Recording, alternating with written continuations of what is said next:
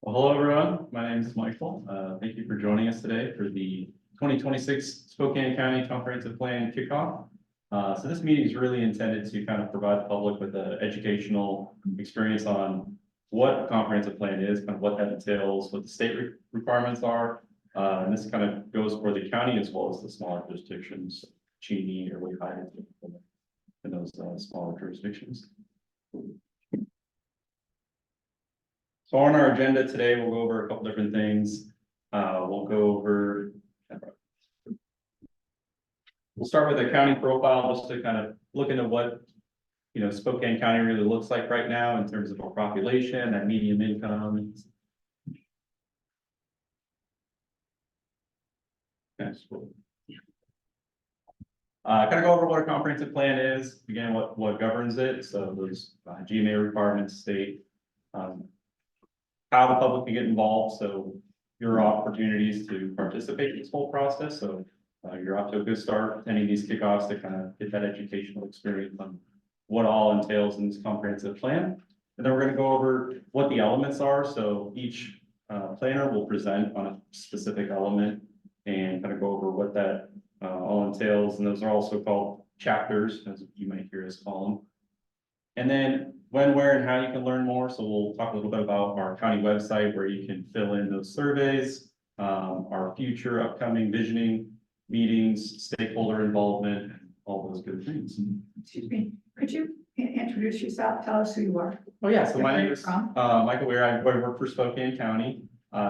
This is Graham Zickerface. He's also a planner. I'm Joshua Warwick, and I'm also a planner for Spokane County. And then on the screen, we've got Bongo Thompson, and he's also a planner on our long range team. And then we have one other planner who's absent in this table. So you're part of the planning commission? No, so we are planners for Spokane County, so we're part of the long range planning team. And then we refer to the planning commission as well as the board of county directors. And then we'll also have some more opportunity for questions and comments. So your staff, yeah, and the planning commission overall is your boss. What is the relationship between those three levels? So we're like your day-to-day operation of planning. So we are going to be the ones to kind of make that comprehensive plan, give that connection point between the public, the planning commission, and the board of county commissioners. And then our direct boss would be the public works director, building and planning directors. So we will take your input, implement that into this plan, and through hearings, we will have hearings with the planning commission, the board of county commissioners, and then you'll have another opportunity to provide comment there, attend those meetings, and attend those hearings as well. So we gave you our email. Does that mean that you'll notify us of planning commission meetings or other meetings as they are scheduled? So the sign-up sheet in the back, if you put your email there, we will provide notices for comprehensive plan specific notices. So it'll be upcoming visioning meetings, stuff like that, as well as planning commission meetings that would be specific for the comprehensive plan. I'm not sure if I don't think you would receive general planning commission notices. There's another sign up for that as well on the website if you want to receive all notices for when the planning commission is having the meetings. Quickly, you have all these meetings are at like 2 o'clock in the afternoon when most people are working and can't attend. And I was just curious what the rationale was to exclude all those people in all these meetings. So we have a couple different ways. So this gets reported, so you can watch it at a later time as well. And then we have the virtual option, so people can attend from work right now if they wanted to listen in or on their phone. They can also submit in the chat box to submit those questions, or you can watch the video at a later date and submit questions or comments via the website. And then we have taken some feedback on that, and so we're going to look at future meeting times, holding those at later dates and times that can fit more people's schedules. So That would make a lot more sense. Yeah. Yes, it will. Yeah.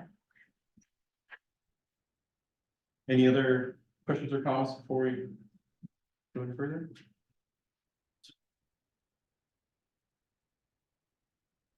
So a little bit on that profile, so we're looking at, right around 1,700 square miles, 13 unincorporated cities and towns, so those are, Cheney, Airway Heights.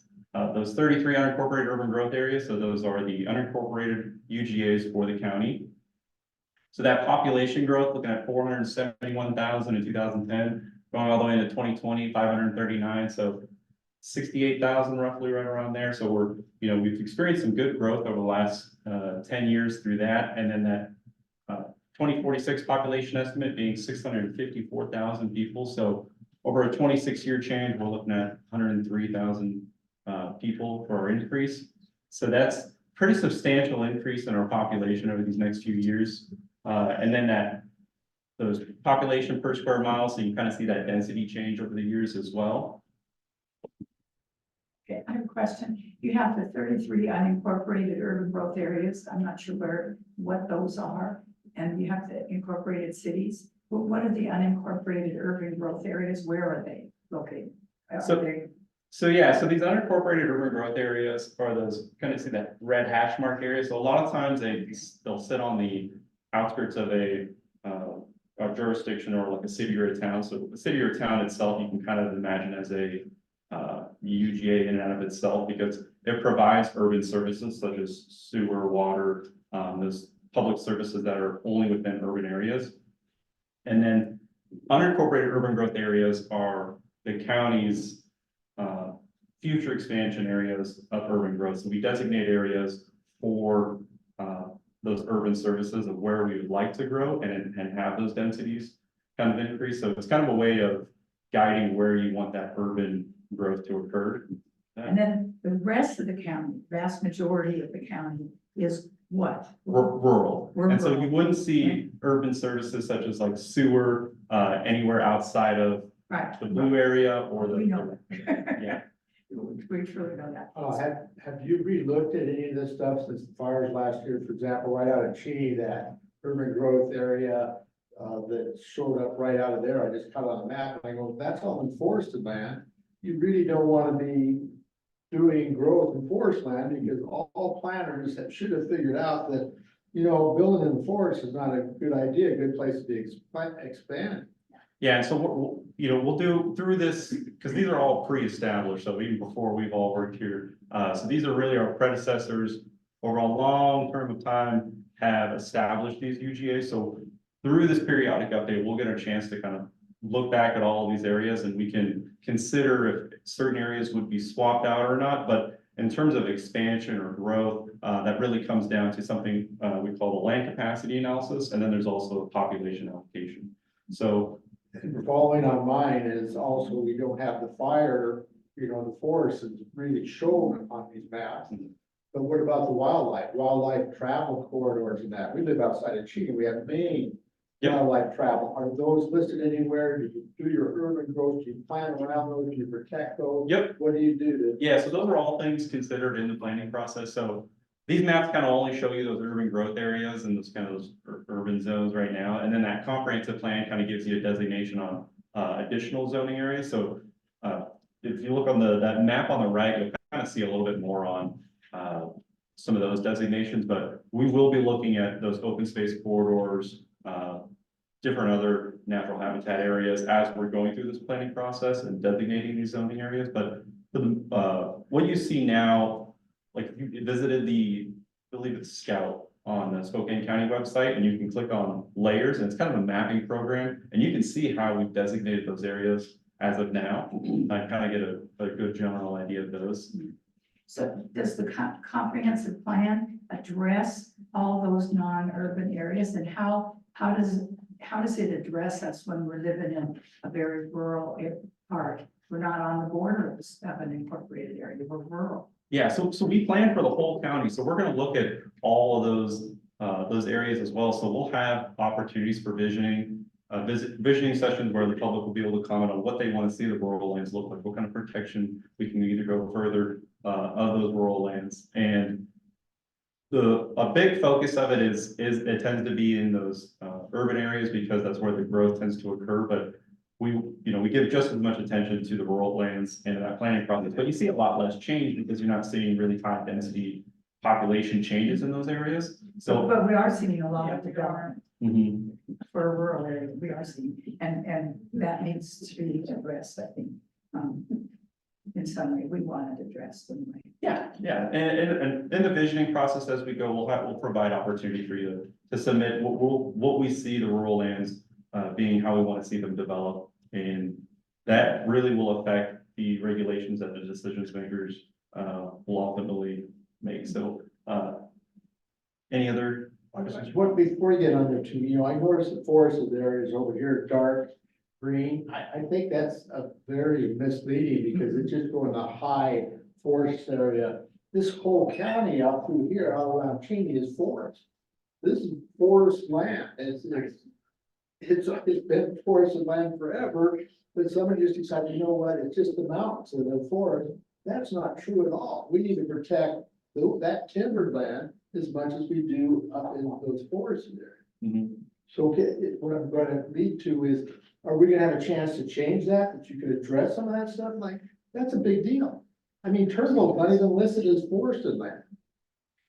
So those forested lands, those dark green areas, those are, I think those are showing what's designated as resource lands. It's not necessarily just saying, oh, these are the only areas where those are where the forests are in the county. That dark green land that you're seeing is what has been designated as forest land for as a resource, not necessarily as. That's what all this land around here is. It's where people log it and use it and do all the same things you do in other forests. Absolutely, and that's kind of what we're here for today. Over these next 2 years, this is gonna be your opportunity to provide that feedback to us, and we will be redesignating forest lands over the next 2 years. That is a requirement under the GMA.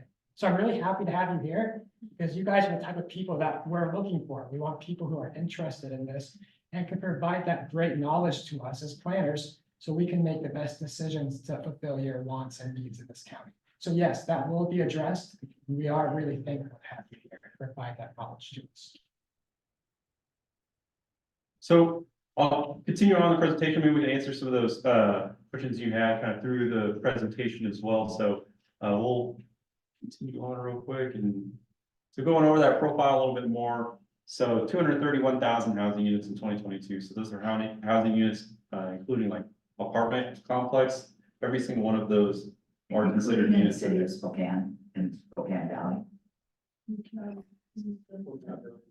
Well, I believe so. This would be the area as a whole, so the entire county, and then that average household 2.45, median home price of 440,000. Back 2022, so it might be slightly higher now. That 2022 median rent, median household income being right around 70,000 a year, and then 2021, those employer establishments, we're looking at almost 14,000. So those are establishments that employ people.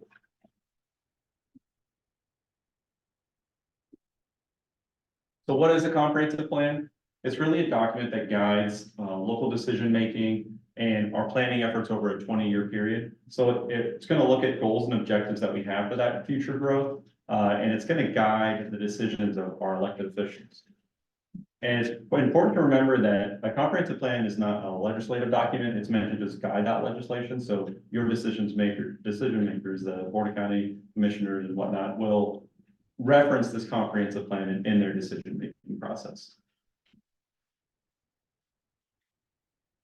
So what governs the comprehensive plan? So we'll refer to it a lot as GMA, and really what that means is the Washington State Growth Management Act. So it's a state mandated act, and it's a series of states and statutes that require fast-growing communities to plan for that 20-year vision that we have. And it's to really manage that population growth that we have incoming. And those are established by the Office of Financial Management, who predicts these population growth that we will incur over the next few years. And it was really made in response to that uncoordinated growth that was happening between jurisdictions. So it's a way to kind of make sure that communities are planning together and we're not, we're using our resources efficiently and looking at economic development, adequacy of those public facilities, and ensuring that we have the facilities to support that future growth. And we are updated to update that plan every 10 years. So this update will be due June 30th on 2026. And if you look at the state, it kind of is sporadic on when people are due for their update, but as you can see, we're right at that 2026 mark. A lot of counties around us are on 2027, but everyone's kind of on a different cycle, but.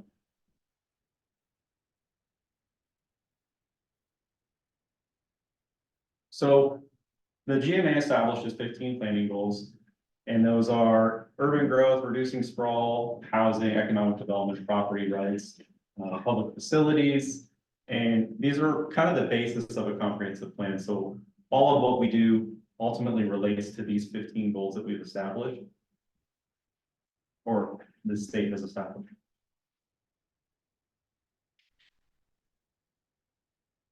Here's some more of those goals. So open space and recreation, historic preservation, one of my personal favorites, public facilities and services, that public participation and coordination, working with you guys to make sure that your opinion is represented in these plans.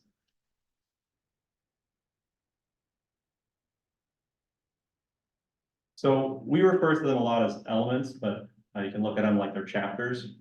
And so there's required and optional by the GMA, and we go over all of them in our comprehensive plan. So land use, housing, rural, transportation, climate change and resiliency, capital facilities and utilities, economic development, which is an optional one, but we do that in our plan. Parks and recreation, another optional one, but we do have that in our plan as well. And then we add some additional comprehensive planning chapters within our comprehensive plan. So that's natural environment, natural resources, sub-area planning, and those cultural resources. Just one quick question. Yeah. Is this presentation gonna be posted on the website? Yeah, so there'll be a recording of it, and then the presentation's also posted on the website. So it get kind of confusing on, okay, well, how is this comprehensive plan really implemented on a day-to-day basis? And, how am I going to see it change my environment? So if you look at the Growth Management Act, it's one of the state laws. Countywide planning policy is more of that local, regional policies. That public participation, community vision is kind of what we're doing here. We do have a public participation program that we made just for this plan and this process. So as that whole comprehensive plan is made, and we see those elements or those chapters build that comprehensive plan, it's implemented through a couple different ways. Capital budget decisions, so it's going to lead to how we invest in that infrastructure, and we're going to invest in where we want that growth to occur and where we're designating those areas and how we want to protect those areas. Other planning activities, so that's annexation, tax policies, interlocal agreements, which should guide those policies and those decisions that we make. And then kind of on our day-to-day operation that we do, the development regulations, zoning, subdivision. So that's all that permitting, zoning. And then the other department plans, so that's stormwater management, parks and recreation. All of those plans through those departments are guided from this comprehensive plan. So it's a bit of a trickle down effect.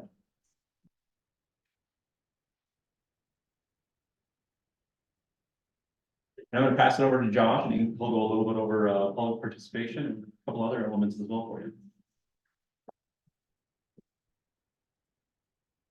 Thank you so much, Michael, for that wonderful introduction into the GMA planning and the conference plan.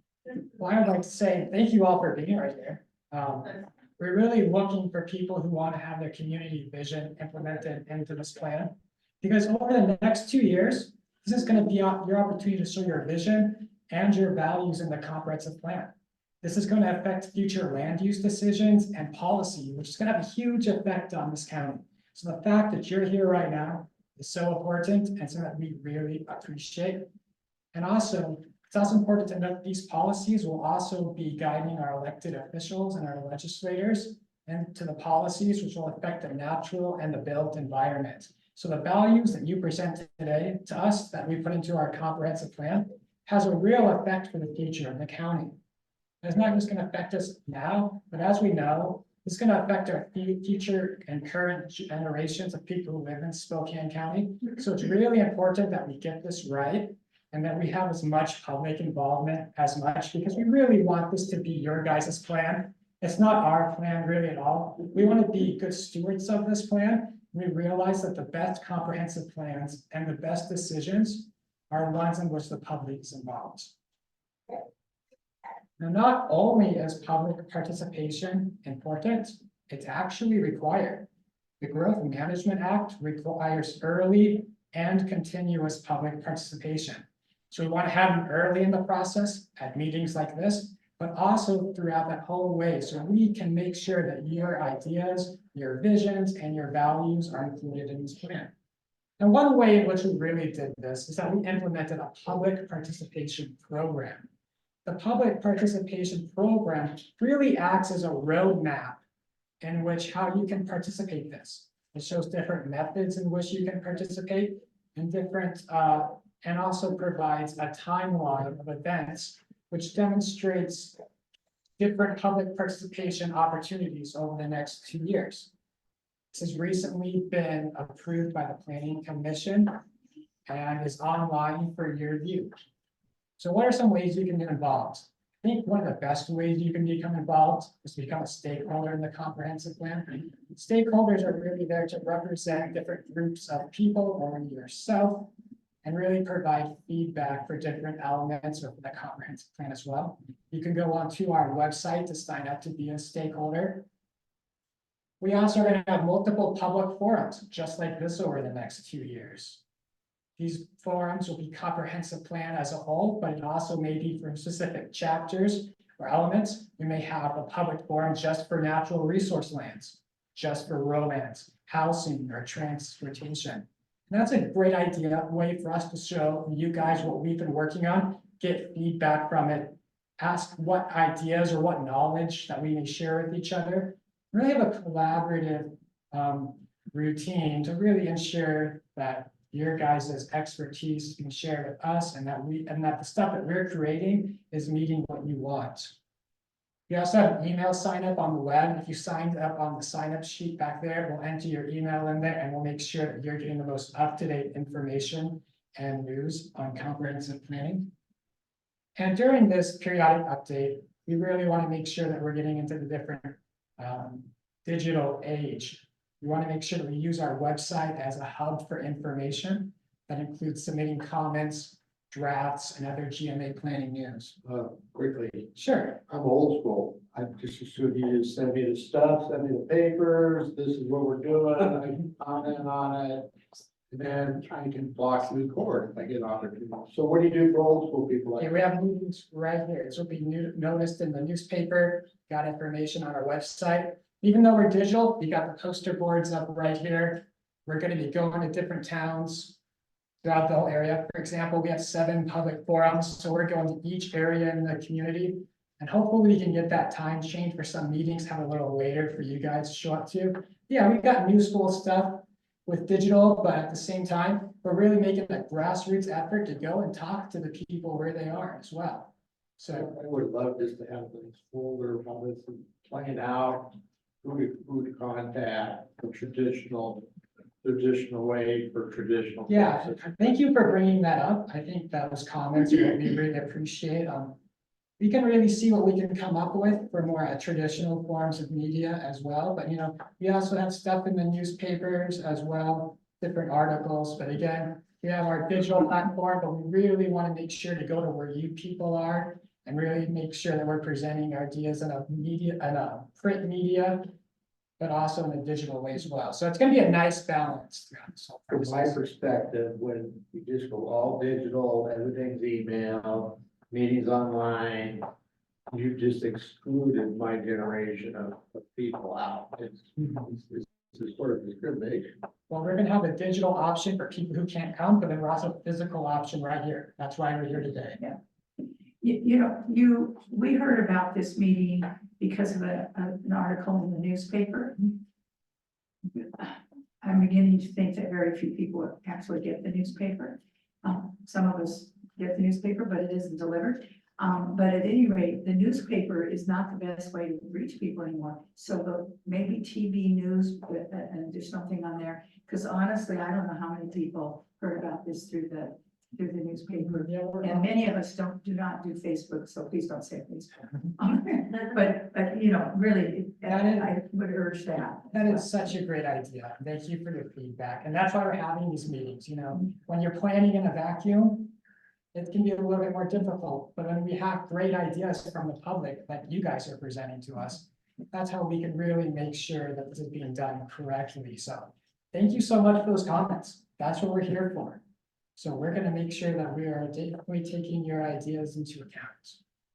So then I guess our last part is we are noticing these on social media as well, but it may not be as what you're looking for. Hey, in the back. Well, I value that you have a diversified way of informing people, because what's missing in this room right now are young people. And they're the ones that need to be involved in this process as well. It's them who will inherit these actions. I couldn't agree more with you. So it's really finding that unique balance, which needs all age groups and demographics. And now I would like to. You say demographics and young people, my children are farmers. You need to get to them because this really affects them. I mean, they're out here close by, we've been out there for 60 years. This is not good news to us when we start expanding into our livelihood. Well, what's so great about the GMA is the GMA also requires us to protect agricultural lands as well. So that's going to be a huge part of this update. So next, I'd like to bring this to Bongo Thompson, who will introduce the land use element. And he's speaking to us digitally. Yeah, he's gonna. Yeah, I think I'll just let you know when to click. Does that work? Yeah. Perfect. All right. Well, thank you very much. So we're going to go through all the elements here. And on most of these, one or two of us are tackling them. Land use is unique in that all of us as a team are tackling this together. I think largely because it's probably the most broad element, and it's one that kind of touches on all the other ones. Ella, if you could click, please. So the main purpose of land use in comprehensive planning is to have orderly and efficient development. Yeah, you know, that's kind of the main bit of it, and we'll get into the details of this in a bit. Next slide, please. And in terms of the planning goals from GMA on land use, we're going to be looking at urban growth and the reduction of sprawl. Next slide, please. So to kind of break this down a little bit more, land use is done through 5 main categories. We have residential, commercial, industrial, mixed use, and resource lands. And then when you do zoning, those kind of get broken up a little bit more. There's different kinds of residential, there's different kinds of commercial. Those are sort of the broad categories we have. Next slide, please. So land use is important for a whole host of reasons. There's, you know, when you have a county, when you're managing a whole area, you know, you have industrial uses, you have farm land, you have commercial, you know, residential, all the ones we just went through. And you need to be very careful about where you put these things and how you zone and how you do land use so that you're not having conflicts between these uses. You know, if you have, you know, an industrial site next to a school, you're going to have issues from that. So land use is how we mitigate those problems, how we have safe transportation, economic growth, preserve open space, et cetera, et cetera. Next slide, please. So I am also one of the lead planners on the housing element, which I'm going to touch on a bit. My colleague Tate Andre is fortunately out today, but the importance of the housing element is what we're basically doing is we're looking at the housing market and trying to ensure that through our planning horizon, the time frame of the comprehensive plan we're planning for, which is through 2046, we have enough housing, and I'm trying to have my hands show with the green screens fast enough. We have enough housing and we have enough affordable housing. Those are really the 2 main parts of the housing element. Next slide, please. Yes. When you say housing, are you coordinating with Spokane because they're getting that donut shape in Spokane? Are we looking at building new neighborhoods inside existing neighborhoods that are old and dilapidated? Have we approached that where we have that land that's really not very good for anybody. There's neighborhoods in our Spokane area where none of us will even go. That's a good question. So the short. Oh, sorry, I can't. Ella, was there another question in the room? I thought I heard something. No. Okay. We are coordinating with the city of Spokane, the Valley, Cheney, really everyone. I can't speak as to how they would navigate something like that, but they're certainly in the room when we're having these conversations, and it's a regional effort. It's not just us planning in a vacuum, certainly not. Could you hit the next slide, please, Ella? Oh, I have a question. So the city of Spokane creates its own kind of growth management policies, and you're talking about the area outside of these incorporated cities? That's So, that's essentially correct. Yeah. yeah, so the city's rules supersede the county's rules or vice versa. So if there's a conflict in terms of density, for example, or infrastructure planning, if it's in the city of Spokane, they got to deal with it. You're not going to deal with that. We certainly. Go ahead, Michael. So we plan within within the unincorporated areas of Spokane County. Every jurisdiction will also create a comprehensive plan. They'll look at their capital facilities, but we do have these areas, they're called joint urban growth areas. So we will work with Cheney to plan for a certain UGA, a joint UGA area. So in a sense, we're working together, and then in the individual areas, that jurisdiction will plan mainly for themselves. But we will all try to create a comprehensive countywide comprehensive plan where we're all communicating. We're trying to make a cohesive plan between everybody. That answers your question. Okay. But if Spokane went all out to utilize their space properly and with housing and stuff, where I'm going is, we wouldn't need as much urban growth area to consider, because they could do 3/4 of it within their city limits. Yeah, so this really touches on the land capacity analysis and the population allocation. So in the beginning of this whole process, we do a land capacity analysis, and this is established by what we call countywide planning policies, as well as, so a methodology has been adopted countywide, so this includes the other jurisdictions. And we do this analysis of land capacity, so that's the OFM, which is Office of Financial Management, establishes a population of growth. We look at that growth and we look at our current capacity based on capital facilities, current land use designations, and we see, okay, what is our availability to take on that growth?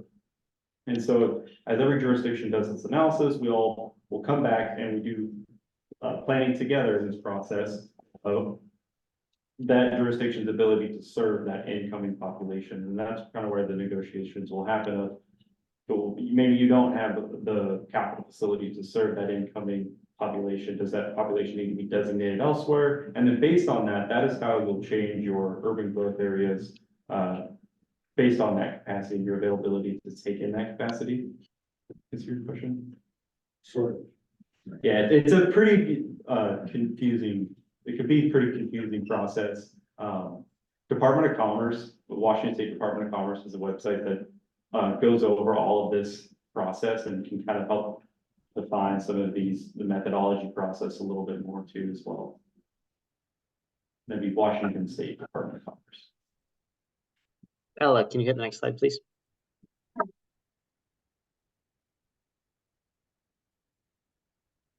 So in terms of our planning goals from the GMA on housing, we're going to be looking at reducing sprawl once more, housing and historic preservation.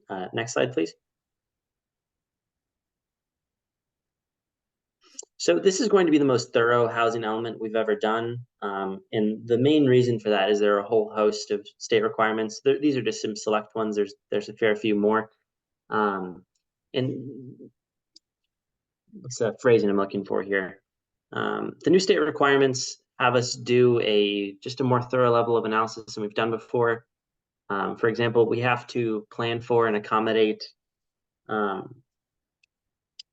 housing that is affordable for all income levels. You know, people who are extremely low income, moderate income, And I could break down what exactly that means, if that would be helpful. But that was strengthened from just saying encourage affordable housing, for example. And then there are several other examples in here, but just one I'll single out is we have to identify policies that may have a racially discriminatory impact and work to, and then change those policies and then work to undo the impacts. But yeah, so I think in a nutshell, this is going to be the most thorough housing element we've ever done. Next slide, please. So a lot goes into the housing element. Part of it is the population projections and the allocations that Michael talked about, in addition to land capacity analysis. A lot of it's what's happening in the room you folks are in right now in terms of public outreach and hearing what people want to see and things they might want to avoid. Interagency coordination, as I said, we work with the city of Spokane, the Valley, Cheney, the Spokane Housing Authority, as well as meeting with nonprofit developers. And we'll talk about this later, but we're going to be having I can't remember the exact term. I'm sure someone in the room can correct me, but I believe the Housing Policy Advisory Committee. Excuse me. So there's a lot that goes into this, as well as some analysis that we do.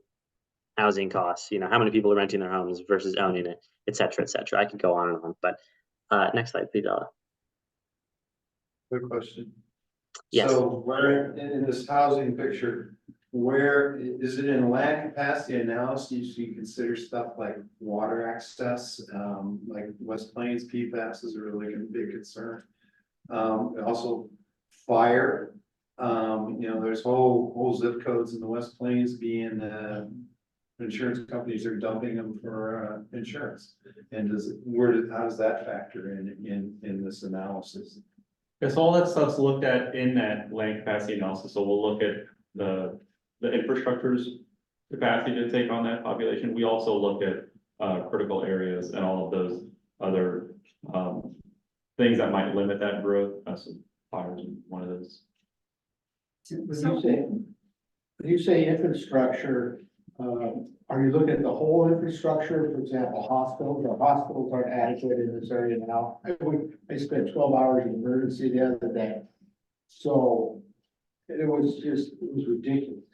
So we don't have the hospital, we don't have the water, the sewer. City of Cheney's been dumping into a stream basically forever that goes to a lake with no feet out. So you've got all these different, the police department in Spokane doesn't seem to have the infrastructure anymore because they can't handle the homeless population in there. It can be pretty frightening, actually, for my age to go in any part of downtown Spokane. So there's capital facilities and utilities that are necessary for development. So those are the minimum that need to be met in order for that development to even occur or be approved to happen. And then I'll go over some more capital facilities and kind of give a breakdown of what we consider in that analysis as well. So my question is, you're trying, and maybe you're going forward and doing this, but it seems like in the past, we wouldn't be in the kind of messy situation we're in the Latah Valley, Thorpe area if some of this had been considered.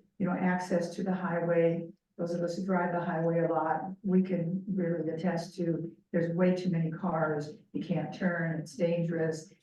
There isn't adequate fire, et cetera, et cetera. So how, if you're considering all this stuff, are you going to prevent that kind of situation from happening in the future? And then we just have to hope that the city of Spokane will clean up that mess. So that's really the whole intent of the growth management act, is to make sure we're doing that coordinated growth. So we're looking at, how can we, the biggest thing is how can we pay for these services as well? So if you can't prove that you're going to provide these facilities and these services and you have a method of paying for it, then the growth won't get designated in that area. So it wouldn't be approved, or it'll fall onto the developer to, build that sewer infrastructure, make those road improvements so that we can actually take on that growth. But that's not happening. Like what's happening down on Cheney Spokane Road where they're running all those water lines and sewer lines out.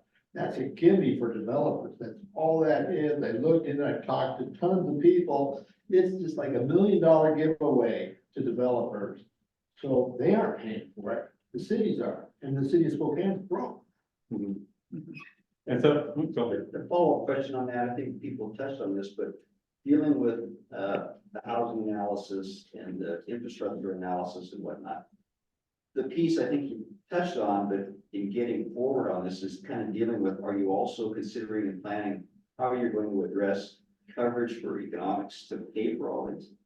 Yeah, so we'll have an economic section that kind of, we'll go over that as well. But in terms of capital facilities and utilities, that's that main infrastructure that we're having to build out, and it's all, hopefully good planning will kind of look at it, the broad spectrum of the economic development as well as those utilities to be provided, because obviously you don't want people working 45 minutes away from where they live. So providing those jobs in those locations as well, but we can only control so much in terms of what businesses choose to go where. So, but we can try to encourage them to go there with certain land designations and other methods.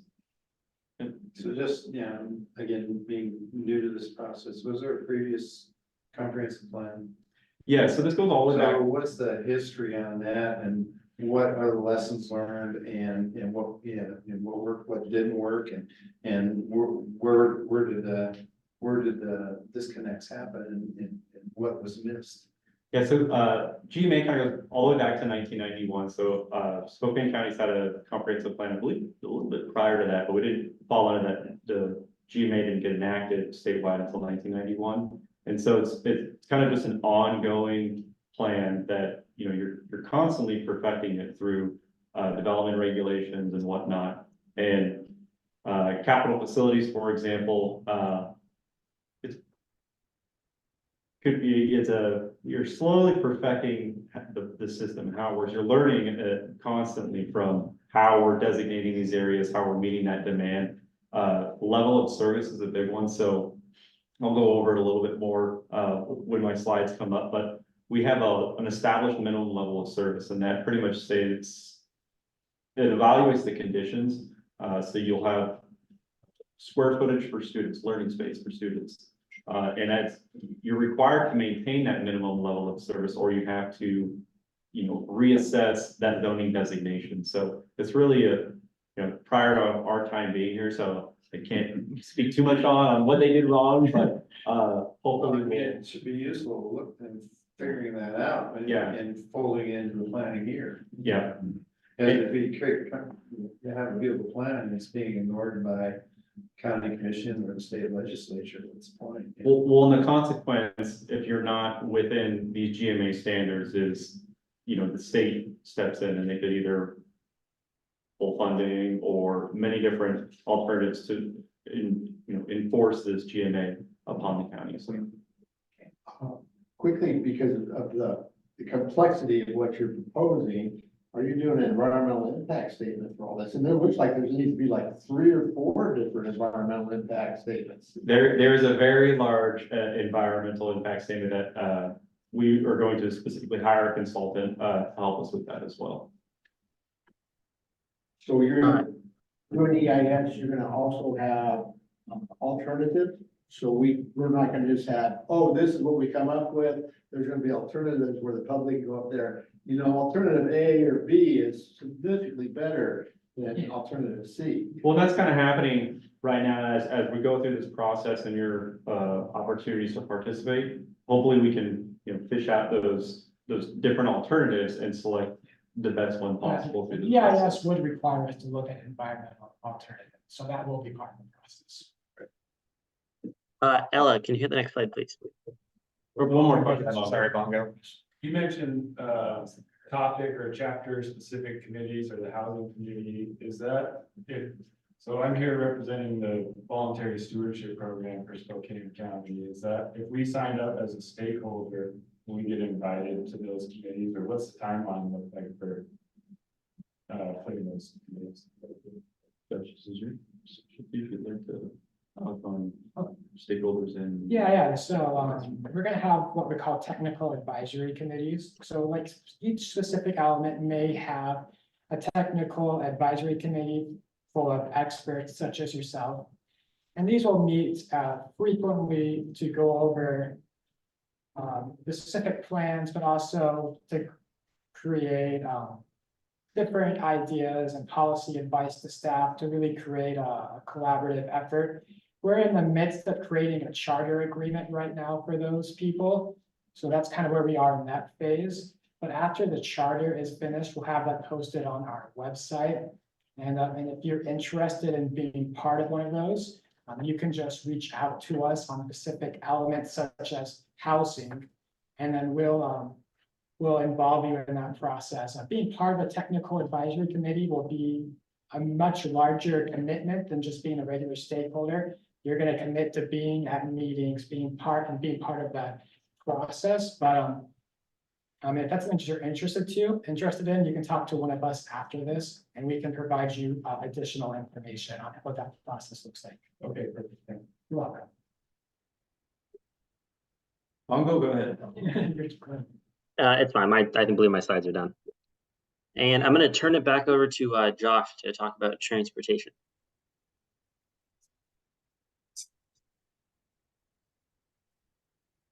Right. Thank you, Bongo, for that wonderful introduction to land use and housing. So now we're going to go to a very important element, which is the transportation section. The main purpose of the transportation element is to make sure that Spokane County can meet its future population growth and its land use map, and that has adequate financing and infrastructure to meet those without compromising the level of service. So what we were going into earlier, what this essentially means is that our infrastructure and our road corridors aren't going to be as congested and won't meet our and won't go below our level of service standards, even with increased growth and change to the land use map. So this really provides a 20-year vision for Spokane County's transportation network. And this is done by identifying different financing and infrastructure, different infrastructure as well.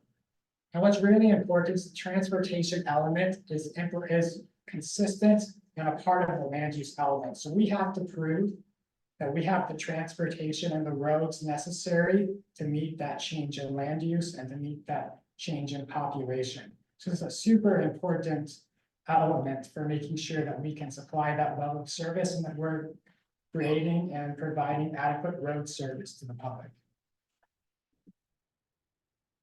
And this meets 3 different GMA goals, which includes meeting urban growth, so making sure that our transportation network can adequately serve our urban areas, again, without compromising those level of service standards that Michael was previously talking about. We also are encouraging efficient multimodal transportation services, including different bus, bike, and active transportation services as well. So we're not just looking at roads, but we're also looking at trails, sidewalks, buses. And then a new one that just came back from House Bill 1181 from the state. So we have a plan to reduce per vehicle miles traveled per capita, but also a reduction of greenhouse gas emissions. And then lastly, public facilities and services. We have to make sure that at the time of development that our transportation can meet that new land use and meet that new development before occupancy is done. Again, and that's to make sure that we're meeting those level of service standards and that we're having roads which are well maintained and reducing traffic congestion. Now that map looks like that's the urban part of the county. Yeah, so we got right there, we have the city boundaries, and then the yellow parts up there, we got our urban growth areas, and then we're showing the different transportation corridors. Okay. So yeah, you'd be correct. And what does this look like on the ground level? So we have our comprehensive plan, which is what we're working on now. That's guided by your goals and visions, which creates policies, which guides the capital facilities plan, which sets those level of services and creates an inventory and financing options for our transportation network. That goes to the transportation elements, which provides different financing options and infrastructure improvements to make sure that our road networks are not going below level of service standards.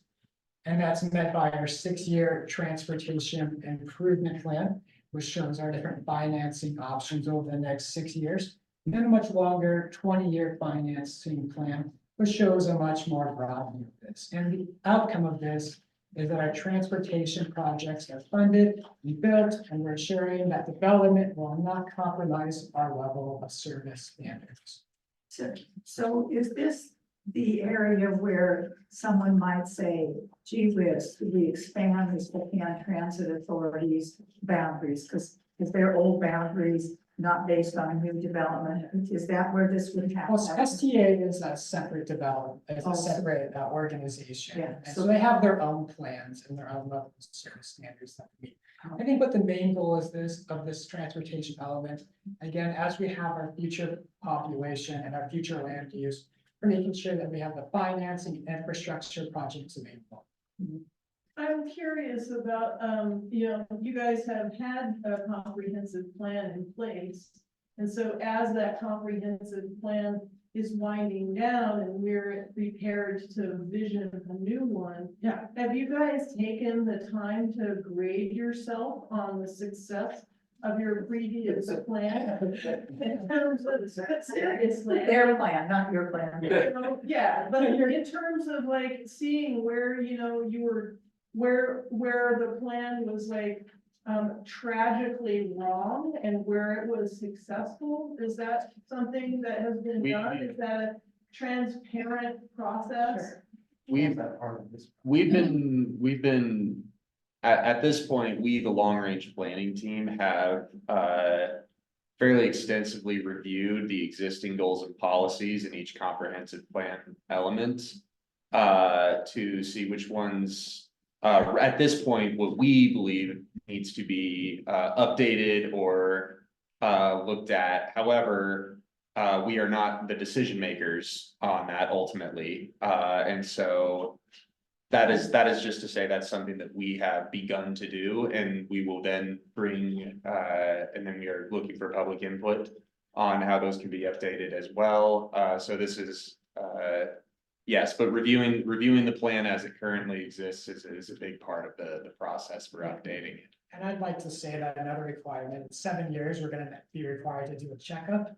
And we're gonna have to see, okay, what worked, what didn't, what are we accomplished, and what we haven't. So yeah, we will be doing a checkup over the next few years, even for this plan, to ensure that it's being, it was done correctly and implemented well. And I'd say that happens with every single element in chapter, so we're pretty much doing a performance analysis as we're updating the chapters themselves, so as we're communicating with you, we're gonna get your opinion on. Did we accomplish these goals and objectives that we established in those prior years? If we didn't, then we need to go back and see, okay, how can we enhance those, how can we add development standards that will meet those goals, so it's really part of the updating process, so. Yeah, as each of those chapters we review them, we'll be looking back at those original goals, and a lot of them could be carried over because they're still, Right. they're always gonna be ongoing goals and objectives that we're trying to. So if I could make a suggestion on that, as you're bringing this information forward, that's a really good starting point. In terms of like just bringing people up to speed, like here's what we initially thought from our last, this is where we are currently. Mhm. This is where we really got that wrong. How did that happen? Because I think that is the sort of process of adaptive management. But the transparency part is what is commonly missing. And I think that you can feel that from just the people in this room and the comments that they've made, that there is not that transparency about how this process works and how you guys like self-regulate. Yeah, and that's the difficult part with this is, some of these goals and objectives, they can be kind of, you don't want to put yourself in a box, but they can be so general that it's hard to say, like, did we actually accomplish that? Because for some of them, we're not going to set, like, here's a set number. One thing that would have that set number would be like a level of service, but in that whole study, one of my favorite ones would be, you look at what the zoning designations were. So in this whole land capacity analysis, how we're designating where we want this growth to occur. One thing we could look at is, well, well, how many building permits were issued in that area that we said that growth was gonna occur? And that will help us say, okay, that what we established as our method of making that, those densities happen in that area, did that get accomplished or did it not get accomplished? So yeah, that's all kind of considered in the process, and we're always looking for new ways to, make sure that these goals and objectives happen, but again, you don't want the government's overstepping in that control of trying to make that development happen. You can only encourage so much and let the free markets. Right, but you do have the metrics to measure, and that's important, right?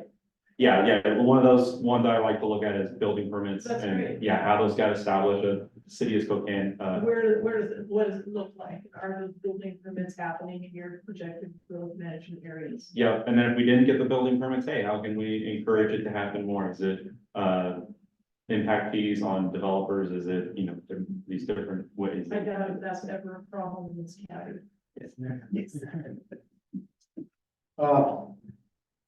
You're looking going, for the county primarily, but the 195 corridor, what a disaster that has been. There's no access roads. It's a main highway going down to one road. I've been in a major accident there, laid me up pretty good. I know other people have. You can't even do any of this until how do we even get building permits out of the county until we figure out what's going on with 195? And it's, all part of this analysis. So looking at that growth, and our transportation department, we refer to them for like roads and ensuring that those levels of services can be met. So there's experts in transportation that we will refer to meet those needs, and then they'll tell us, okay, this is what needs to happen in order to adapt to that change. So Just quickly on communications, the 195 corridor, that mess that the city of Spokane has down there, putting water and sewer in for future development. They never communicated with our county commissioner who lived right in there. They never communicated, the city never communicated with anybody from the county. They didn't communicate when they started or planning this. They didn't communicate with our fire department, the fire district 3, anything. And we use that Chief Spokane corridor, which should be cut down, shut off today for 4 months. So when I'm stepping in, you're talking about this and it sounds good and you guys look like you could go with this for the rest of your life.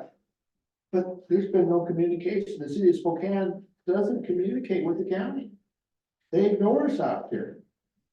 yeah, and it's difficult to, create that cooperation with certain facilities. One thing that I'm undergoing is the update of it's called a coordinated water system plan. So it was adopted back, and I think the last time it was updated it was 98. I want to double check on that. But that is a method of establishing, that coordination between water purveyors. The county doesn't own any water. We have water purveyors and districts within the county. And then the city, they own a large amount of water as well. But the coordinated water system plan would be very similar to a land capacity analysis, and looking at the availability of the water to serve certain areas. And that coordinated water system plan will designate how the purveyor should kind of get along and come to these agreements to serve certain areas. So hopefully It's sort of something that's bubbling along in my mind is like to talk about stakeholders, that's a pretty general term. So we could consider stakeholders if we could volunteer, for example. Mhm. But when you say about transportation, well, STOD kind of does their own thing. Are they not a stakeholder in this comprehensive plan? Would be my question, because it seems to me that they should be a stakeholder. If this is comprehensive plan, it's gonna, so definitely all the big players, STA and those guys, they are right here planning with us. The way I would look at the stakeholders and then what we call the technical advisory committee groups. So you have the general public, that's, kind of how we're envisioning with you guys here. We're trying to take your opinion, and we'll summarize that and also just bring the direct quotes to the stakeholders. We'll work with the stakeholders. They'll also have expertise in these certain topics, and we'll summarize their opinions, Then we bring all of that together and we'll bring it to our technical advisory committees. And they will also do an analysis of these opinions and the goals and objectives we've created with you. And then that ultimately, after we do all this venting with the public, it will eventually be brought to your planning commission and your board of county commissioners. You'll also have an opportunity to comment even there, because we'll have public hearings there. But hopefully, this outreach process that we're doing, we can try to capture your opinion as much as we can and your vision for what Spokane's gonna be, to where when we get to those public hearings, hopefully we, Yeah, but kind of knowing what those stakeholders are, for example, again, thinking back to all those incorporated communities that aren't Spokane. You're gonna have a coordinated plan, I would think they would be stakeholders in this comprehensive plan. And so who are those stakeholders in at least some general categories, so we get a sense of that. And at least on the website saying, okay, these are the identified stakeholders that have input in where they had input to. yeah, that's a great idea. I think having a list of our actual active stakeholders, would be a great thing to have on the website. Just people definitely consider them. I think you need a full page ad and a TV commercial and a news report and word of mouth to say, go to this website. Citizens are woefully ignorant and, we're all in that same boat. We just don't know what you're doing. Yeah. Now you want our input and it's like, oh my God, I have so much to say. Well, and then that's where, what we're doing here is actually pretty unique. We didn't really see a lot of references in just in the state in general of this general educational forum of what a comprehensive plan is. One of the things when I thought, I was like, well, how can anybody provide their feedback and their opinion if they don't even know what a comprehensive plan is? We can't just jump straight into visioning without explaining to the public, this is what a comprehensive plan is. Your own jurisdiction, Cheney, they're gonna have their own comprehensive plan. So hopefully we're able to provide everyone with the knowledge of what a comprehensive plan is, and then you'll be able to, if you're really focused in your specific jurisdiction's comprehensive plan, you'll go there with some of the knowledge of what it is and how you can participate and, Well, start and to many get of us involved. don't have jurisdiction. Yeah. Your jurisdiction would be Spokane County. So just to get a sense of, we're providing input to you. And you come up, through a variety of ways, figure out some kind of comprehensive. You're the people actually put it together. And then you present it to the planning commission, who then presents it. And they may just say, this is all well and good, but we're gonna do this instead, right? You don't have any choice.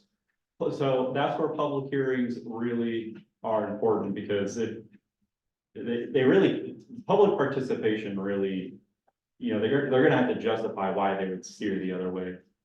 So I would say your opinion matters more than it's gonna take precedent in most cases. My cynicism. And it's important to remember too, it might get kind of confusing on, well, why is the county here? Well, we don't really have a centralized place, so that's why we chose to come to, all these different areas, Cheney, Airway Heights, the Valley, Liberty Lake, Deer Park. We're kind of trying to reach everywhere that we can. Well, these are libraries, but by and large, they're in incorporated areas, so. Yeah. So you have to get the word out, so that those of us that live in the woods know that we're supposed to come to this designation. Yeah, and I'd say, feel free to take, as many flyers as you want, pass them to your neighbors, take the card, pass them to your neighbors. They'll have a QR code on them, so you gotta scan it with your phone. There's also the URL at the bottom of there, and that'll take you directly to our comprehensive plan website for the county. And then I would strongly encourage you, if you're not in the unincorporated county, go check your jurisdiction's website and check there as well, because they'll definitely have some information, or they'll soon enough have some information on the comprehensive plan. We do receive funding for the comprehensive plan by the state, so smaller jurisdictions, larger, the county, we all receive some funding to do this plan as well, so it should be getting done. And that happens in July, is what I was meaning to get to. So you'll probably end up seeing in July, because once the funds come in, they can really, hire, if they're gonna go with a consultant, they can hire that consultant, and that consultant will either be reaching out to you, or it'll be directly from the planning staff in your jurisdiction. Josh. All right. Sorry. You're gonna adopt the bongo method, aren't you? Next slide, next slide. Yeah. Next, we're gonna go to the natural environment section. This is being done by myself and Tate Andre. So what is the natural environment? Well, within the natural environment chapter, we're including our natural resource lands, our critical areas, and our open space land. And our goal throughout this is to protect and conserve these areas for the current and future generations and to ensure that we're properly managing them. So again, we're maintaining and enhancing our natural resource lands. We're protecting our open space and wildlife corridors.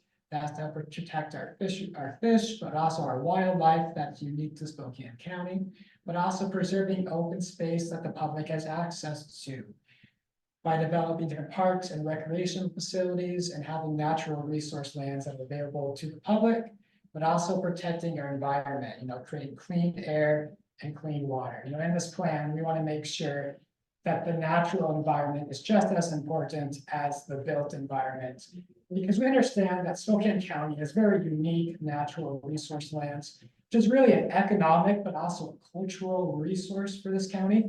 And I believe as planners, it's really our obligation to protect those areas. And it's something that we're going to take very serious through this process. The GMA would define natural resource lands as agricultural, forest, and mineral lands. Throughout this process, we're going to be redesignating these lands for certain protections. And again, I would like to say it's so important to protect these because they're really economic and cultural resources to the county. And I think we should also, yep, I hope at some point we'd include grasslands. that would be, yeah, that would be definitely be important to look Yeah, at. that's, As like different that's its own habitat as well as sage, like shrub step land as well. shrub step, yeah. Absolutely. So as one of those bolded land types. Yeah, that would probably go into different opens, protecting different open space as well. We are looking into protecting different shrub step habitat. We do have some data on that we're looking into, but that's a great point, protecting our grass and shrub step, which again is a great unique ecological function of Spokane County. And again, I think what's also important for planning for this is that once you lose these areas, there's really no getting them back.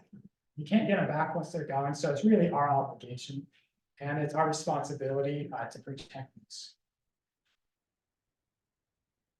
And next, we need to protect critical areas. Critical areas would include wetlands, critical aquifer recharge areas, geological hazardous zones, and frequently flooded areas. It's important to protect these because they provide many important ecological functions to Spokane.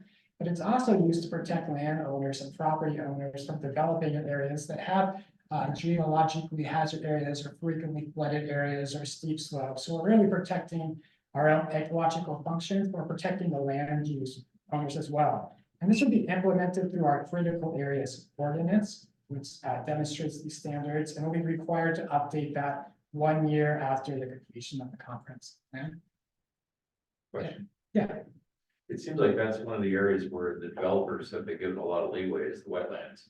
So we have examples here at Cheney and around Cheney and in Spokane as well. And that just seems like something that's failing in a lot of ways. You will be required to look at that, but they are required to meet our different standards and our development regulations and the critical areas ordinance. But again, we'll be updating our critical areas ordinance that will show those standards. And again, we'll have public participation throughout that process. All of you will be invited to provide your feedback. Is that something that the regulations have gotten firmer or gotten looser? Have gotten looser? I don't know if I have a great answer for that right now, but that's something that I can look into. Provide you that information. Yeah. Is there a venue for the citizenry to bring the county commissioners to task or to provide some sort of a legal recourse if they fail? And this is the instances this gentleman is suggesting where there have been sort of gross oversights of the sort of rules concerning wetlands with respect to development. is there a venue for the citizenry to, take legal action against the board of commissioners, the county commissioners? I would like to say that a lot of this requirements come from the state and probably be reviewed from the Washington State Department of Commerce. And a lot of these requirements are done at the project level, especially done through SEPA and different agencies. So I think that's where a lot of it would be done to. I mean, during the SEPA era, you are able to appeal the SEPA, so SEPA can be appealed for a specific project level. And again, I would say a lot of that would happen during the project level when land's being planted out or developed. So I think that's the best answer that I can give you right now. Thank you. Has his hand raised. Yeah, I just briefly wanted to mention that's as to that last question. Sorry, I'm getting feedback and it's hurting my mind. What's the phrasing I'm looking for? I don't know the specific cases you folks are referring to, but I believe the Planning Commission, I know at the start of their meetings, they have an option for people. So anything that's not on the agenda, people can go before them and speak for, I believe, 3 minutes on an issue of concern. I'm not positive what the board's procedures are on that. And I can't, of course, advise you on legal action, but if you want to raise the issue, that's a potential avenue where you can do it.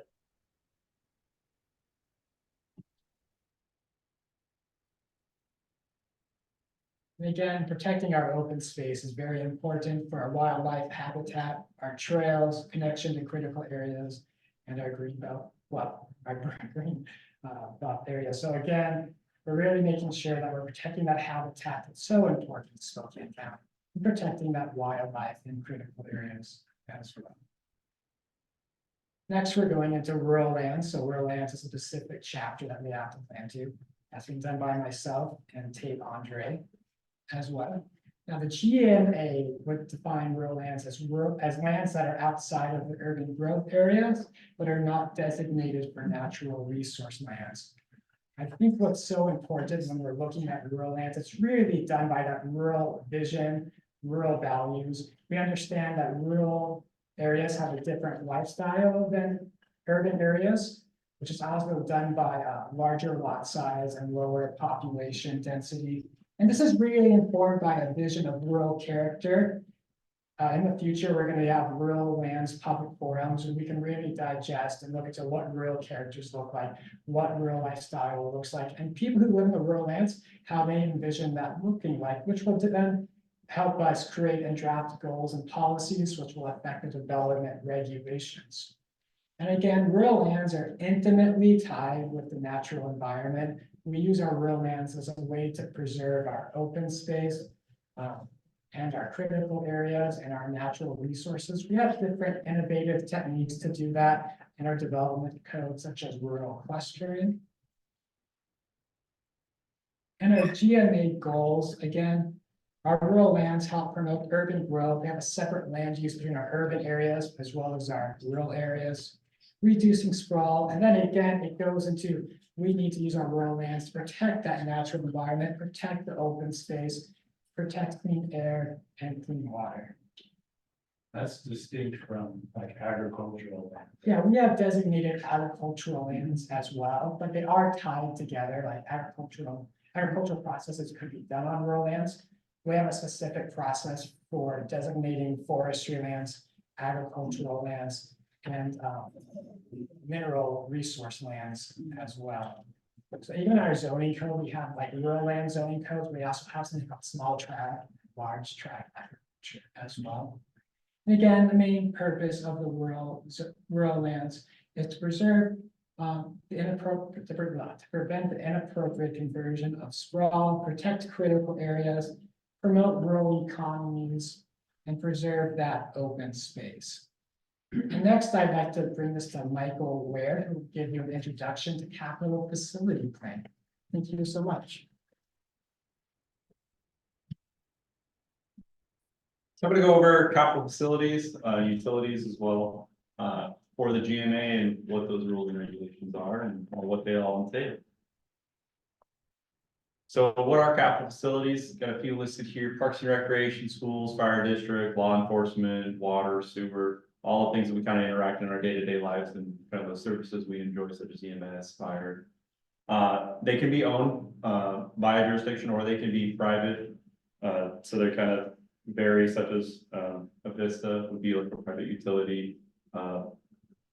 Jurisdictions can own their own water, and then you also have like water purveyors, so there's water districts, those are all not necessarily owned by the jurisdiction itself, but by a special purveyor that is maintaining that water service.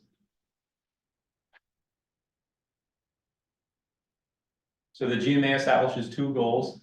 So urban growth is really, promoting that growth where the facilities already are, because that's like the most efficient way that you're gonna grow into an area is where the capital facilities are already built. And instead of building all new capital facilities, we really want to establish that growth where they're already well established and built out to maintain that level of service for that income population. The second one, public facilities and services, is ensuring that it's just necessary for that incoming growth. So that's maintaining it and maintaining that the level of service is adequate for that incoming population.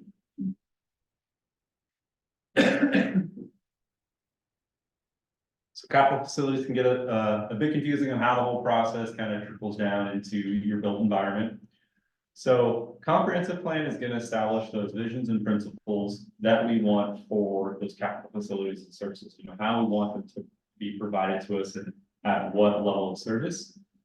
It's really going to set that framework of that intended growth. So it's going to say where we're going to grow. And then that capital facilities plan is going to refer to that and say, okay, well, we wanted to grow there. What is our availability based on the capital facilities to accomplish that? So they really kind of coincide, and they're going to work together to establish that future growth. The capital facilities plan itself is a separate document. It's its own plan, but it refers to the capital facilities or the comprehensive plan very heavily. It's really just an implementation tool of that comprehensive plan. So it establishes those levels of service that I've talked about. So it could be square footage per student. It could be a gallons per minute. It could be many different methods of maintaining that level of service. And then it influences those capital investments and decision growth or decision patterns of growth. So as we invest in these capital facilities, it's really going to guide the growth, because if you're investing in it, the growth can occur in those areas much more easily because it can serve that population. And so the decision makers really should be referring to that capital facilities plan for how they're making their decisions to grow in these different locations. So if we are establishing in a capital facilities plan, this is what's necessary in order to grow in that area. We need to provide more sewer infrastructure. The schools need to grow larger. We need to do A, B, and C in order to take on that growth. The decision maker should really be looking at that capital facilities plan when they are planning and approving these different growth patterns. So GMA requires within that capital facilities plan a few different things. So first one, that inventory providing location and capacity. So we're going to have a complete inventory of all the capital facilities within the county, as well as their location and the capacity they currently have. And that takes into account, what the current use is of it. Forecasting those future needs. So that's looking at that future growth where we're intending to put it and what's going to be needed in order to maintain it, but also potentially to build out even further those facilities to serve that population that's incoming. The proposed location and capacity of new and expanded facilities. So again, touching on more of that forecasting of those future needs. It's going to look at the locations of those improvements and also what capacity is that going to bring us to. And, developers could be looking at that and saying, okay, well, the county or the city's investing in this infrastructure in this area. That's probably going to be a great area to grow because it's going to be able to take on that capacity. And they might not have to build it out as much, like providing parks and open space that it might already be there. So that's going to be, prime land for those developers to invest in. 6-year finance plan. So one of the most important things, how are you going to pay for it? You can't establish these things, say you're going to grow here or over there, if you don't have a way that you're going to pay for it. So we provide a 6-year and a 20-year finance plan that outlines how these facilities are actually going to be built. If we can't provide how they're going to be built and how we can afford to have them built, then you can't grow there, or you're going to have to look at different things. So that reassessment kicks in. So if funding falls short, we're going to look back at the plan and we're going to say, we said we were going to grow here based on the capital facilities being built out. Maybe a grant fell through and we're not going to get the funding to expand that sewer system or build that pump station. We've got to look back and we're either going to, we will work with the utility or the facility provider to say, well, what can we do to work with you to build it out? Is it lowering the level of service? Is it changing the land use designation? Is it looking at our development standards and doing impact fees? Is it making the developer pay for that change? So how's this all kind of implemented on the day-to-day operation, kind of what you're going to see in your built environment? So department facility plans are, each department, well, not every single department, but most departments have an individual department plan. So there's like a stormwater improvement plan. There is SPA, although not part of us, they have their own plan. So there's a lot of these kind of sub plans of how this all gets implemented, and those kind of establish more specific goals and objectives that touch more on those general goals and objectives that we established in that comprehensive plan. The capital improvement plans, that's the big one. That's like where the projects are actually going to get funded and built out. So those capital improvement program, CIP, should be looking at that capital facilities plan and looking at those facilities that were gonna need to be developed in order to take on that growth. And so that capital improvement program will go to the Board of County Commissioners, and they will pass off on that and say, okay, based on our budget, this is what we can afford to build, and this is how we can afford to address these areas that we said we wanted to grow, and the infrastructure needed to take on that growth. And then development requirements. So again, going into what we require the developer to build to do this, because they're going to benefit from these developments happening. What are we going to ask them in return for that? Is it, building the sewer infrastructure? Is it, designating an area of the development for parks and recreation? So there's a lot of different ways you can go about ensuring that you maintain those levels of service and ensuring that we're providing adequate public facilities and utilities to the public. So the result of all of this is, again, those adequate facilities and services being maintained and also provided to you in that adequate level of service. It really is, it's a long process, but at the end of it, there's a lot of moving parts to it. And I think one of the bigger things that kind of goes unnoticed is the maintenance too. So there's a lot of costs associated with maintenance. So as we're establishing these lands, it's not like you just get to build it and walk away. There's always going to be a constant cost to maintaining facilities. So it's something that we also have to consider of maintaining our built environment, but also adapting to that growth that's incoming. It's easy to see this when you're talking about utilities and water availability and building a road. It's harder to see it when you talk about schools. If there aren't schools to accompany the development, then a school district has to go to get a levy to build a new school, and that doesn't always happen. It's kind of a separate issue from this.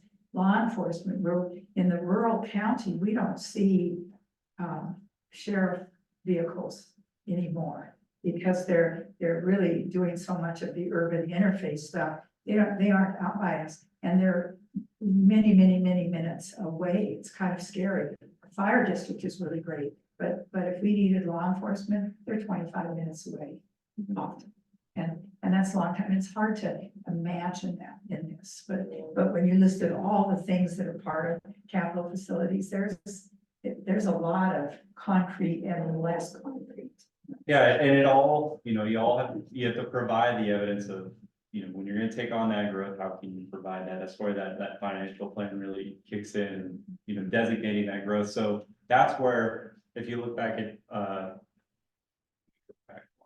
for that urban growth of establishing that growth where the public facilities are already available, that's really the most efficient way of doing that. So that's why you'll hear usually in our field of, in density. So if you're putting the density where it's already, the facilities are allocated, well, it's much more affordable doing that than it is building anything else brand new and providing that those services that way. So. And there are ones that are, required for development. So we won't pass off on a project unless we can see the evidence that the public facilities are going to be provided. So some just won't happen, especially like roads is one of the most important ones. If the road won't, if they can't provide how that road improvement would be built out, or DOT doesn't pass off on it, and some type of mitigation has to be provided and it has to be financially secured back. Is that kind of the point of the spirit, so to speak, where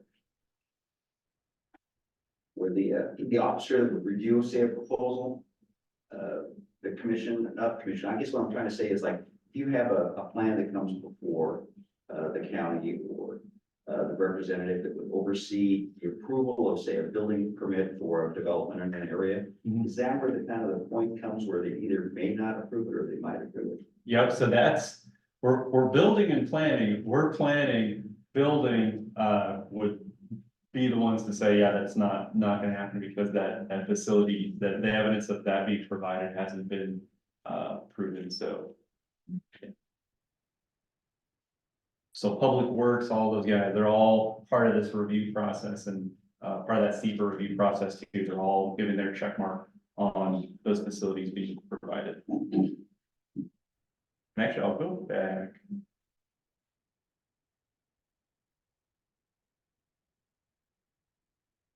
You're going back. Yeah, there's, I don't know how far back it is. So I was trying to get back to that.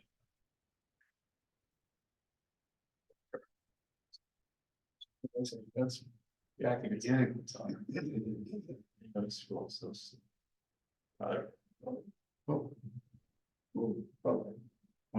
Okay.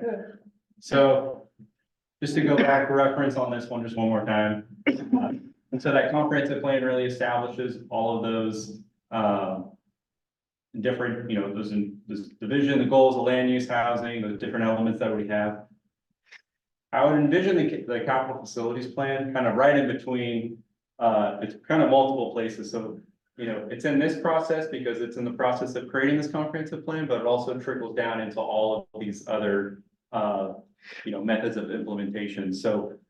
Capital budget decisions, has reference to that capital facilities plan, because we're gonna make those capital budget decisions based on kind of what that capital facilities plan and the analysis that was done within that capital facilities plan.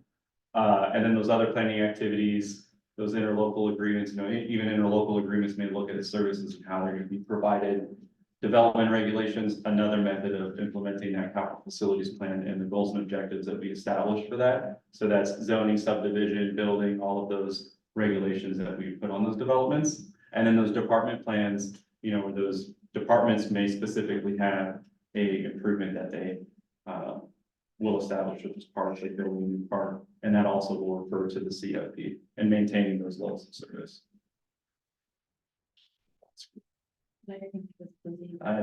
Just close your eyes. I can also feel the nice.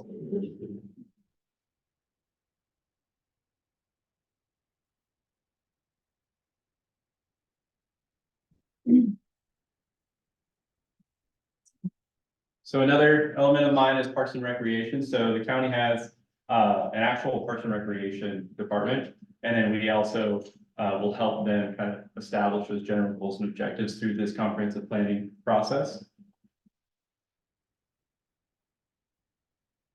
So the GMA planning goal for open space and recreation, it's really about maintaining what we currently have, and then also protecting the fish and wildlife habitats and increasing those that availability for those parks and recreation. So some of the GMA requirements, implementation is consistency with the capital facilities plan. So ensuring that we're maintaining that level of service that we have for parks within just that capital facilities plan as well. So they have to be consistent with each other. 10-year parks and recreation demand estimates. So they're going to do an analysis of, okay, well, based on the growth, what is it going to take to provide parks and recreation at an adequate level of service to the public? Evaluation of facilities and service needs. So looking at just based on those facilities, what are the needs of it to maintain it? And just doing a general evaluation of how good it's coordinating. Evaluation of tree canopy coverage within the urban growth areas. That's the newer one. And that's going to look at that tree canopy coverage within those urban growth areas and provide that analysis. So it'll have an inventory. Identify intergovernmental coordination opportunities. So that's looking at, maybe partnering with a jurisdiction to meet that parks and recreation level of service, because obviously parks can serve more than just one jurisdiction. And it might, cross boundaries of a jurisdiction. So that can serve more than one jurisdiction. So looking at some of those intergovernmental opportunities that we could partner with other jurisdictions to accomplish those levels of service. So the Parks and Recreation is implemented very similar to the transportation element. It really is, they actually have their own plan. So the comprehensive plan is gonna establish those general goals and policies of Parks and Recreation. So we're gonna, do these visioning sessions with you, get your public opinion of what you see for parks, what you want, how you want them to serve you. And then that will get implemented in that capital facilities plan. So that's where we'll look at the level of service, do that analysis of, how well are these parks being provided to the public? And then we'll also set those levels of service standards. So, either raising it, lowering it. So the Parks and Recreation, Parks Department does their own plan, and that really gets super specific about parks and recreation. So where my inventory may, just have the general parks, they might look at, how many bathrooms are at the parks, how many, baseball fields are at the parks, because their level of service can get even more defined.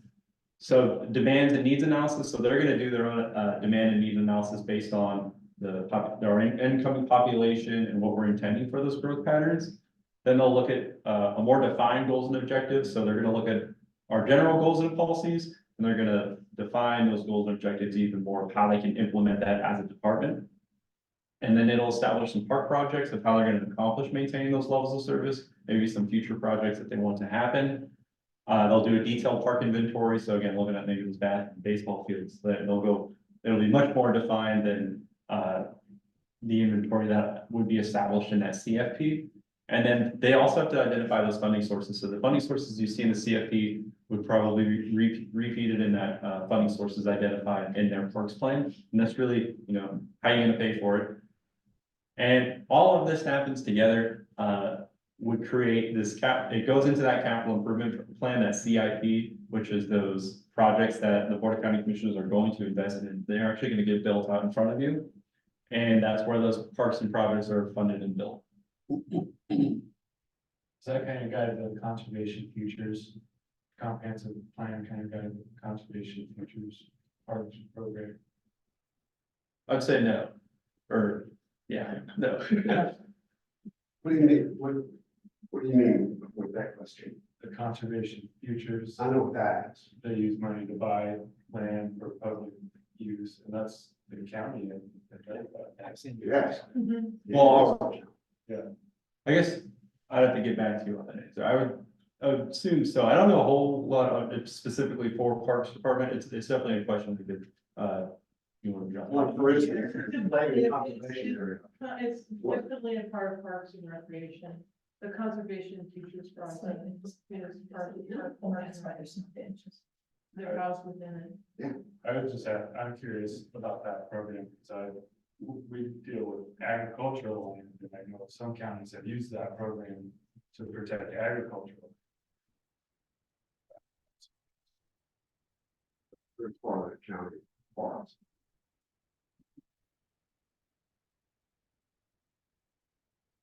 I'll pass this over to, Graham Ziegerbus to go over economic development.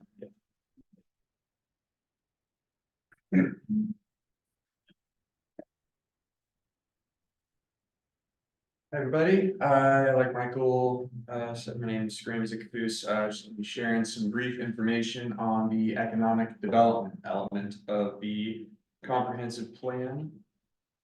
So economic development, very simply contains, goals and policies that, are meant to ensure that Spokane County residents have access to good paying jobs and economic opportunities. And then a little bit more broadly, it also includes goals and policies for, funding public infrastructure projects, such as fire stations, parks, police stations.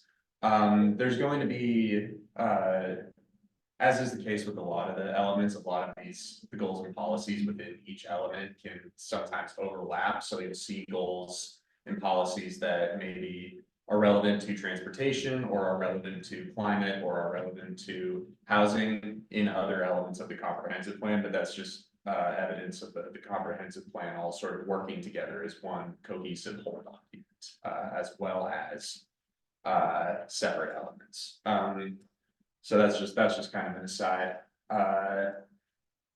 The economic development element fulfills goal 5 of the GMA planning goals, which is the economic development goal.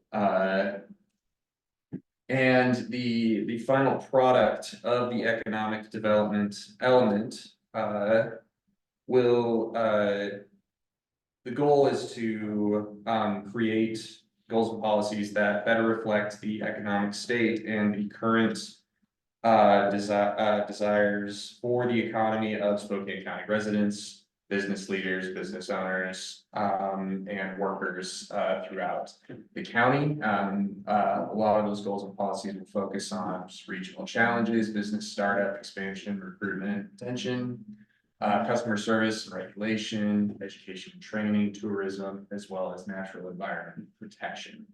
So that's just a very brief overview of the economic development element there.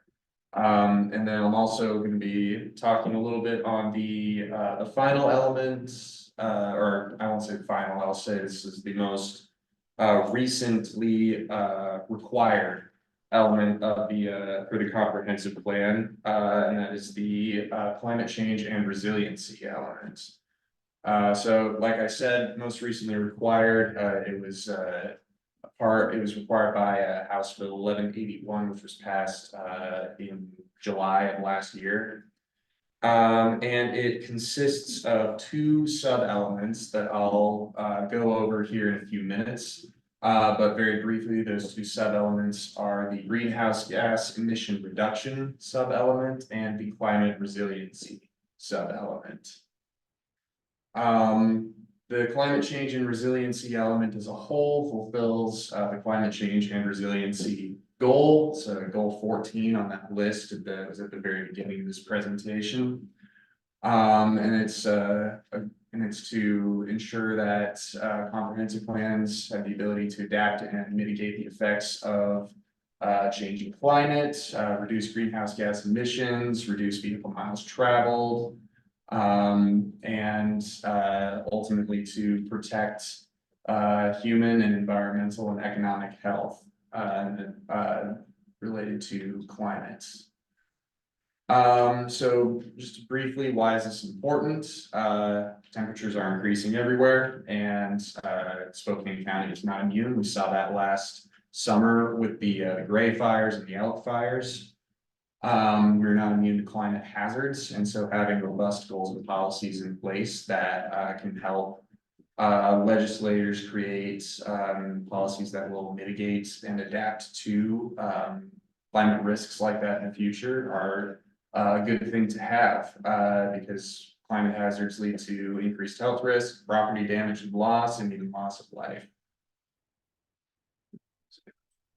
There we go. So returning real quick to those, how the climate change and resiliency element is broken down in the comprehensive plan into these 2 sub-elements. That first sub-element is the greenhouse gas emission reduction sub-element. And very briefly just states that Spokane County must create goals and policies that lead to the reduction of greenhouse gas emissions and vehicle miles traveled. Vehicle miles traveled meaning just the amount that people drive. And then the one important note about this element is sub-element as well as the next sub-element is that they must prioritize reductions that benefit overburdened communities. Overburdened communities would include those who would maybe be most impacted by the air pollution, communities in low-income areas, et cetera, et cetera. Climate resiliency sub-element, that's the second one, includes Spokane County must create goals and policies that help communities be able to adapt to and mitigate the effects of climate hazards. So adaptation would be taking into account that there are certain climate hazards that are going to happen, and there's not really any way to prevent them full stop. So how do we plan that? So how do we plan and make infrastructure considerations that will adapt to those things that we know will happen, and then mitigate. Mitigation refers to different hazards that maybe could be prevented if the right policies are put in place. And so that's kind of the difference between the adaptation. and Would that mitigation. Yes. be something like if you drive 195 and look to the side, you'll see ponderosa pine growing 2 or 3 inches apart. Hence, that obviously needs to be thinned and pruned. Would that be kind of establishing policies even on private land that landowners must deal with their fire hazard?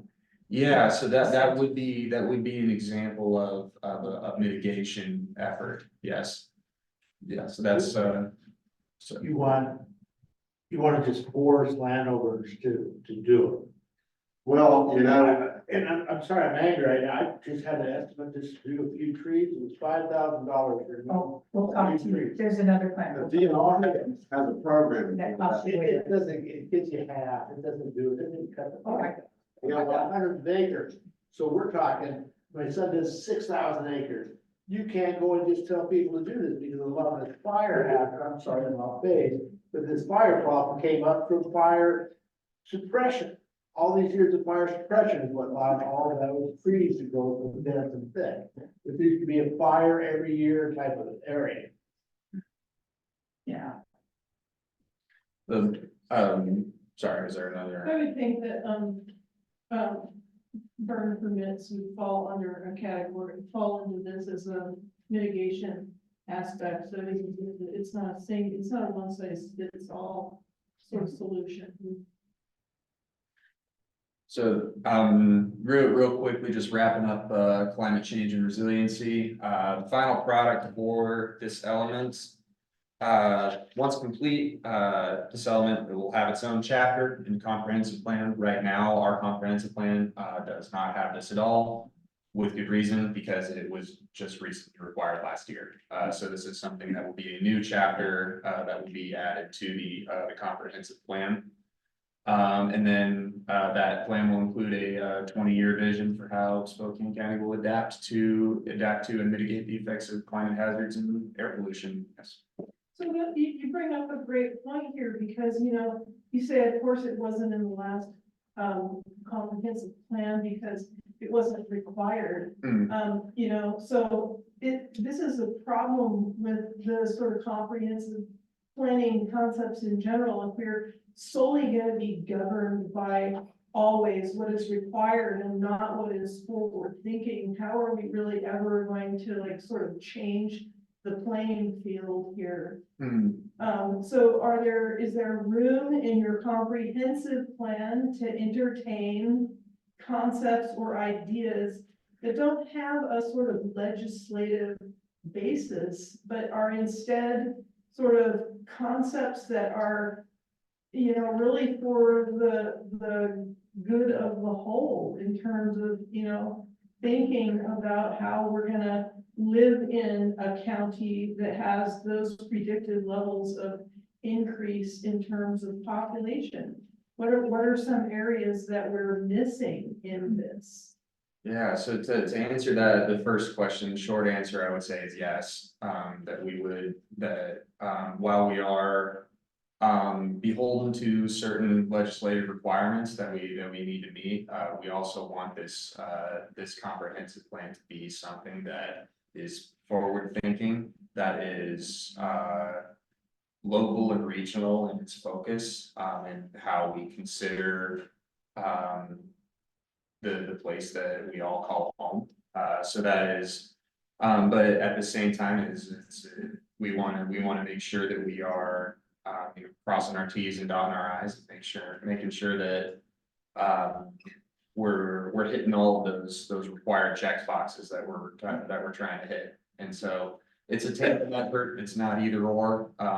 We're doing both at the same time here. And that's part of the effort to have it be something that reflects what the people living here want, is meetings like this and meetings that we'll hold in the future that are about these specific elements, and other meetings like that have a public participation focus. So definitely one of those topic areas has to be fire, because that has become like this theme, and you have people who are simultaneously so afraid of fire that we're in this position where the gentleman on the right has already alluded to that, you know, we live in this place that has, that, you know, ecologically and evolutionarily has been subject to routine fires.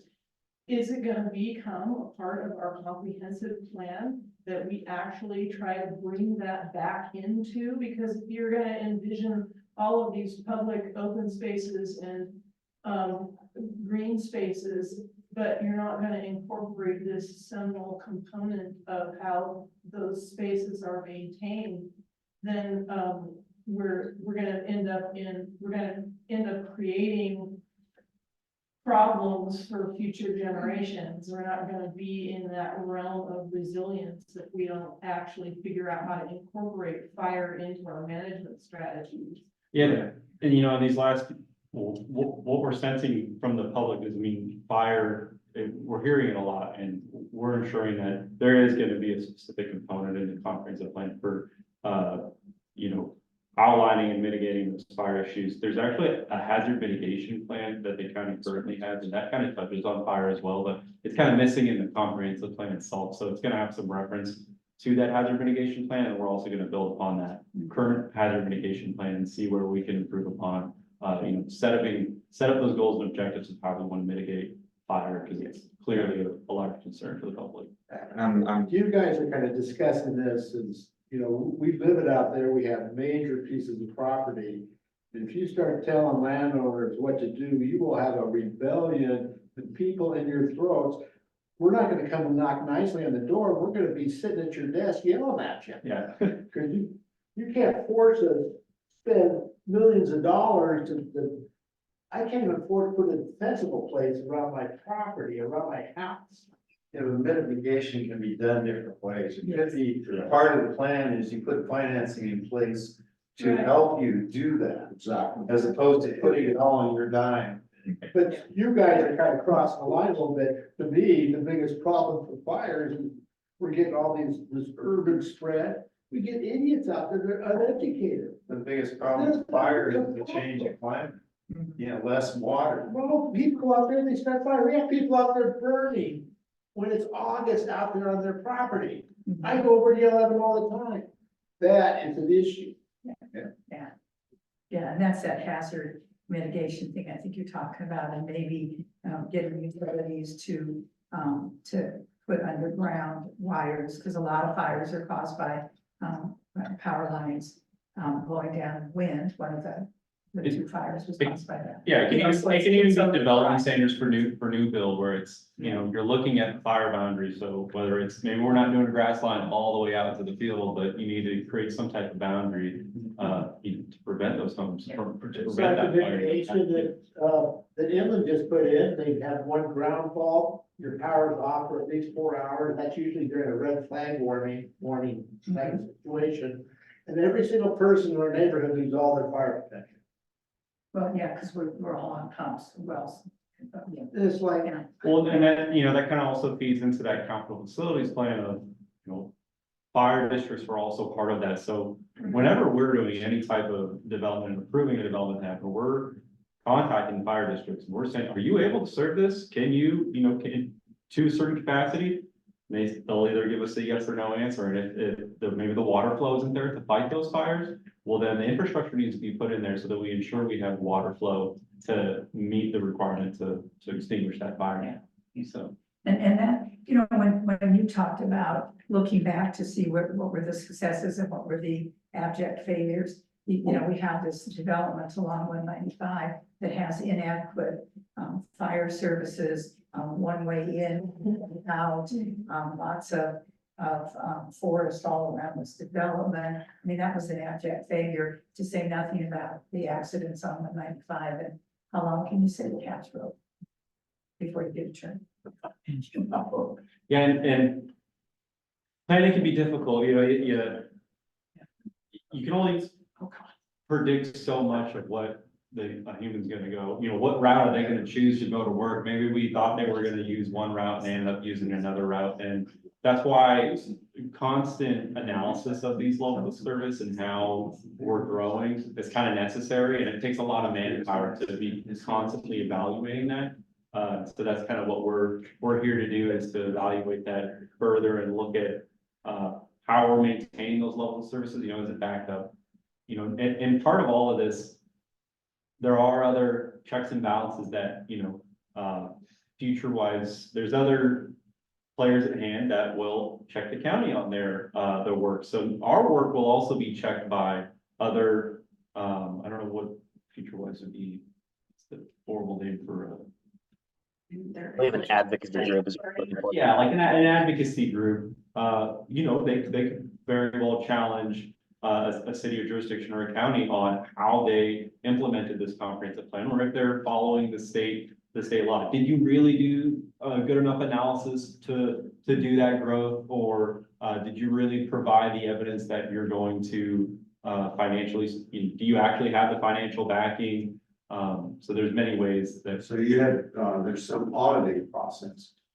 Yeah, we could be audited by, or I guess, challenged, audited by these advocacy groups to say, hey, we believe you're not within, which the county has been challenged before. And part of that was on capital facilities. And so we're now under compliance by proving how we are going to provide those capital facilities. And if that means you're taking away those certain urban growth areas that you said you would establish or not, that's all kind of big before our time. So we're kind of not too on the know and all of that. But in the back. Yeah, and you have been governed by that because you had a picture in your plan of painting by L.R. Montgomery that illustrated that, the filter property and the fact that it was a grassroots organization that put a stop to that development. So those advocacy groups do work, those grassroots advocacy groups do work. But I have a question about transportation, because you guys, of course, being in Cheney, are talking specifically about the 195 corridor, but you could go to every one of the 13 incorporated regions outside of Spokane, and those in and out routes would have the same problems. They experience the same problems as they become bedroom communities to workforces that are moving into working in Spokane. They become impossible to use.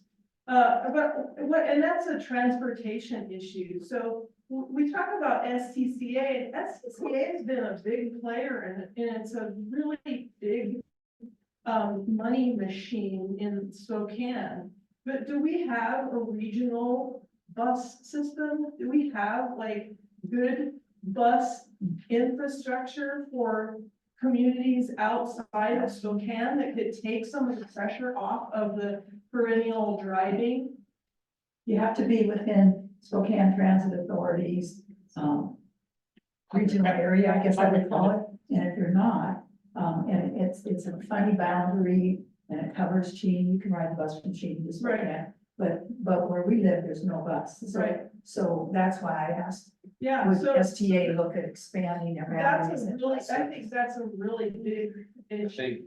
Transportation, because you can talk about the road infrastructures all you want, and you can talk about like, oh, we can't have this development here because, you know, we won't be able to service that because of and we want to cut down on the number of hours people spend in their cars, but they don't have any alternatives. Yeah. I mean, we have I-90 that goes all the way through the city into Coeur d'Alene. Could we use like one of those lanes or expand that to put in a light rail system to actually really move people efficiently? That's what I'm talking about in terms of like a comprehensive plan, actually thinking beyond like what's designated, what's legislatively, like where are we going? What kind of a community are we actually gonna do? If you have that many people coming in here and everybody's gonna drive wherever they're going, and those are their only options, it's not gonna be 600,000 people for very long, because everybody's gonna have to move, because they're gonna be able to get around. I think you bring up a very, very good point regarding transportation. In that, Spokane County, like pretty much virtually everywhere in the United States, minus, a few key major metro areas, is very heavily dependent on the car. Especially in the West. Especially in the West. And that is difficult to break out of. But it is, but that's why having robust goals and policies in our comprehensive plan is so important. Policies that reflect exactly the concerns that you're expressing. So we I wholeheartedly agree on looking on having goals and policies that are forward thinking in that regard. That say we should look into light rail, we should look into more robust bus rapid transit systems, bus systems or transit systems that cover more of the county, maybe even reach out to some of the rural areas. And so it's something. Casinos can get buses all over the county. I don't know why the whole county can't get buses all over the county. Yeah, it's Yeah, I guess, again, which. The, But, it's a, but then you go into, talking transportation fund, but the thing is, I'm on a farm, I drive heavy duty stuff. Where we live, but I have to have that. Oh, yeah. But I pay the majority of the taxes. Everybody pays taxes and drives a car. Electric cars don't pay taxes, the previous speaker. The bicyclists don't pay taxes, they don't even license their vehicles.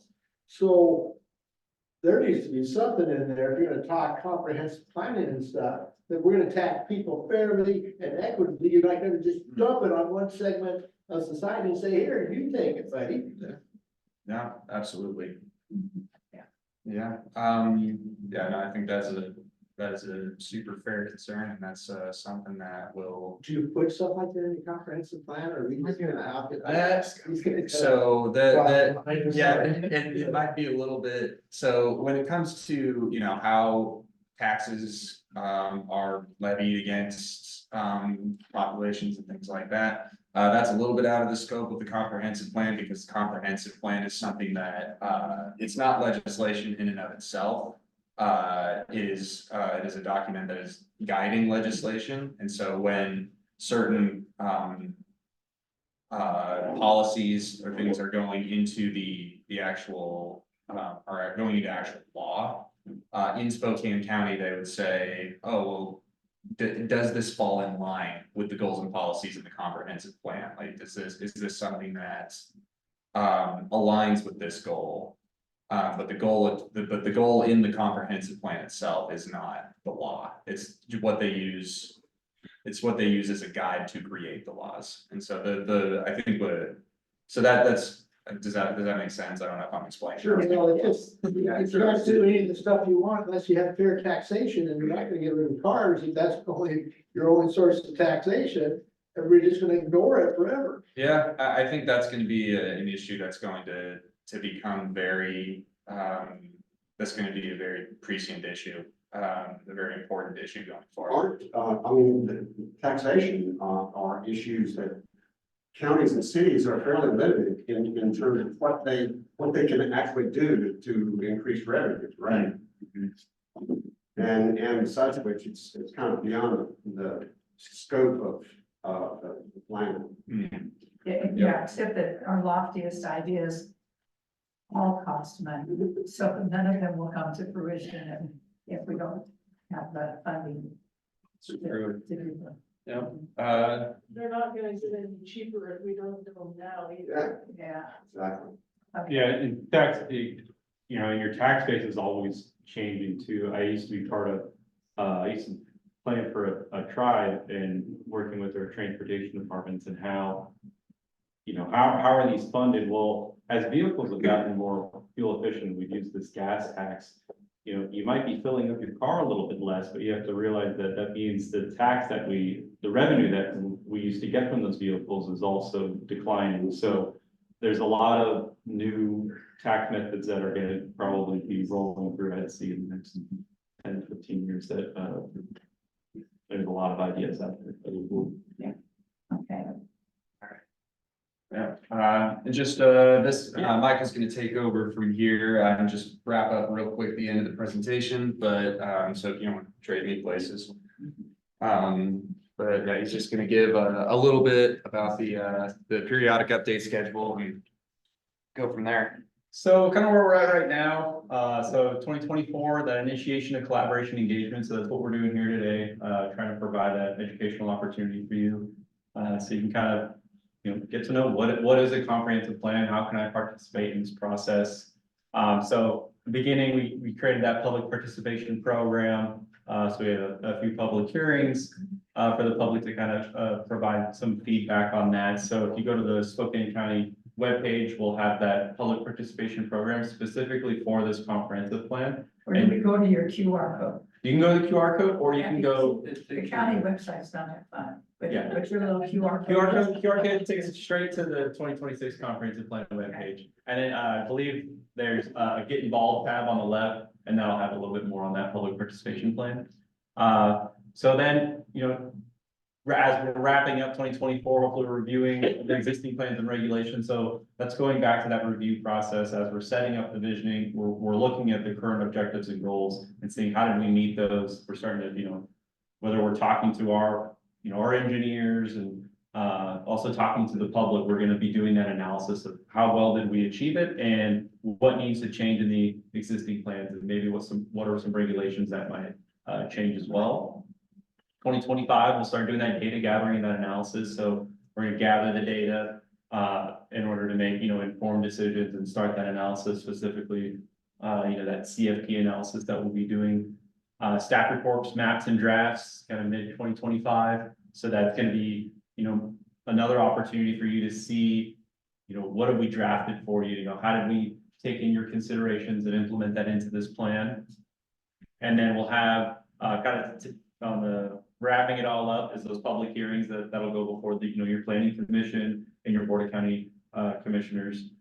So that'll be another opportunity for you to, provide those last remarks and get any those changes that you would like to see in there. But hopefully, our engagement strategy, we can, filter all that out, and hopefully the dust would settle by the time we're bringing it to the planning commission, and it's a good, well, transparent document. And then DOC review. So we actually will submit this to the Department of Commerce for a 60-day review process. So they will spend 60 days reviewing the entire plan, making sure that we're meeting all the state requirements. And then plan adoption. So yeah, it'll be formally adopted, and thereafter we'll do that 7-year assessment, and those other periodic updates will come up. And we also do amendments every year as well. So there's an opportunity for the public to apply for an amendment to the comprehensive plan for certain text. Maybe there's zoning text or a certain zone that you want to change. There is an opportunity. We do have a formal process for that as well. It's pretty thorough, but your best opportunity though is at this stage.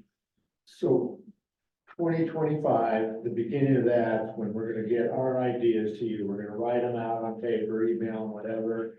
You're gonna have meetings during that first part of 2025 so that we can get our ideas to you to build on. Is that correct? Yeah, I would say starting now all the way, public participation is really going to happen through the whole thing.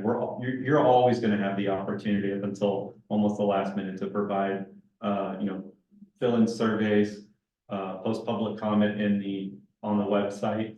So that review of initiation, collaboration, engagement, that really happens all the way up into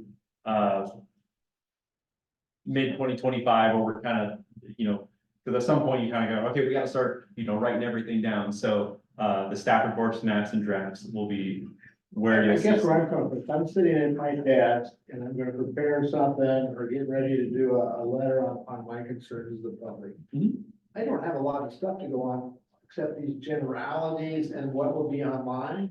Are you gonna send stuff to us to comment on a bigger picture of what it is? I really need something more than this really general. So we'll have visioning sessions. So this is more like an educational kind of forum that we're having. We're going to have visioning forums. So like it'll be very similar to this. There'll also be other methods that we do the visioning forums, but you'll have another opportunity to talk on the goals and objectives and submit that feedback, whether it's online, and then those drafts will also get posted. So as we're going through and drafting the entire plan, it is very a transparent process. So everything's gonna be posted on the web and you'll have opportunity to comment there as well. So that kind of, there'll be a lot more material on the website as well, but also in person, we're gonna be presenting you. Kind of used to, I'm thinking EIS, I've done a lot of EIS, like, forest, agriculture. I'm kind of thinking along the line, okay, here's what we're proposing, these are what our future places are gonna be, why doesn't this work? Mhm. That's how the federal government give it to us, and then we get to propose on that, we get to comment on the wildlife corridors, and the forest, the idiots that start fires all the time, whatever it is. And, are you gonna have something like that where we have actually data, or do we just come up like we're sitting right here and, we're just talking? Yeah, there'll be data presented in some draft forms too, like you can review them at home and even come prepared with some public comments, that way as well. This was billed in the newspaper as you present some, comprehensive plan information and we would tell you what we think. So it was kind of billed wrong. It wasn't billed as you tell us what the comprehensive planning process is. It was billed as you're gonna lay it out for us and we get to say, that's stupid, that's great. Was that an article that you read and spoke? Was that- Because we didn't write. Yeah, because so we do an You're actual, accountable for it. It was in Sunday's paper and I just have the final part of it, but yeah. By somebody Who didn't quite get it, just so you know, that's why people are coming. yeah, ready we to saw, I teach. think KHQ, Spokesman review. yeah, KHQ picked it up, Spokesman Review picked, I think, yeah, Spokesman Review picked it up as well. We actually posted a public, we do our public hearing notices, so we did an actual formal notice of these, and it kind of provided more detail of like, this is a educational forum to tell you about what a comprehensive plan is, so that you can participate in the 2026 comprehensive planning process. They kind of picked, I saw that, they kind of picked them up as more of, oh, we're gonna go over the plan, and it's like, oh, there's no plan yet, we're in the very beginning stage, so.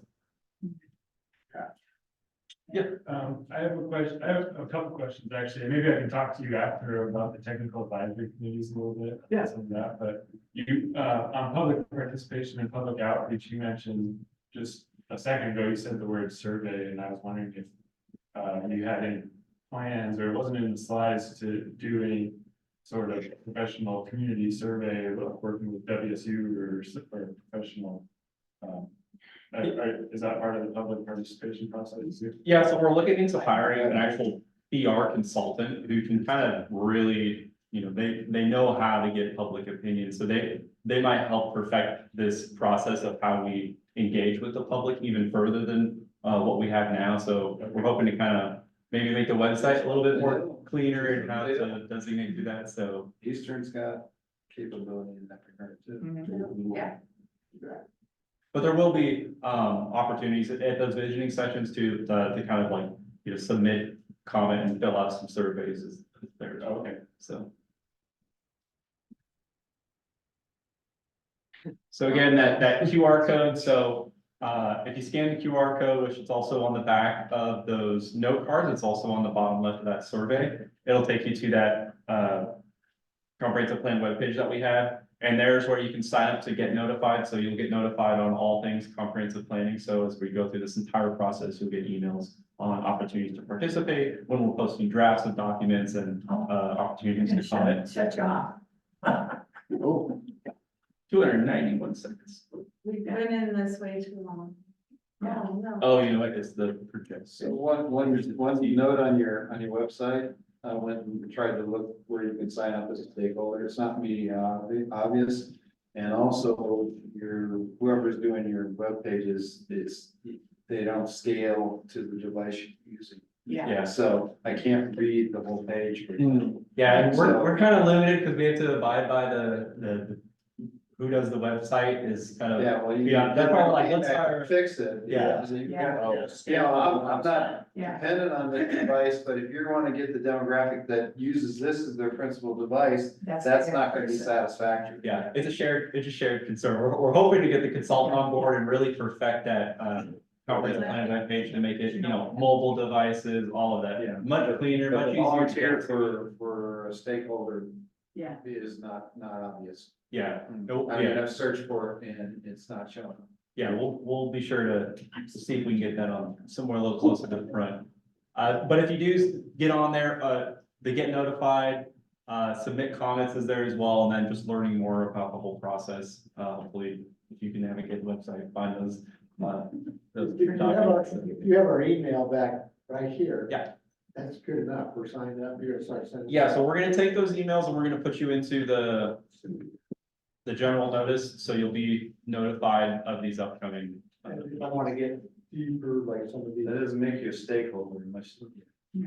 Yeah, so if you can leave, you can submit a comment, you can also email us at the, there should be an email on the card, I believe it's the email. Yeah, there is, before it's on this piece of paper. If you'd like, you can email us there as well and say, hey, I want to be a stakeholder, or hey, I have interest in the, technical advisory committees, which we're still actually bringing that technical, we're getting it finalized by our planning commission to actually be able to, that will be the established, how those technical advisory committees operate, but at any time you can email that, Bill, I can't remember the exact email address, and submit that you'd like to be a stakeholder, and we'll get you signed up. Yeah, that's all. Thank you all for coming. Is, yeah, if you have any questions or comments, just feel free to email us at any time. Well, we're. Thanks, you guys. we're on-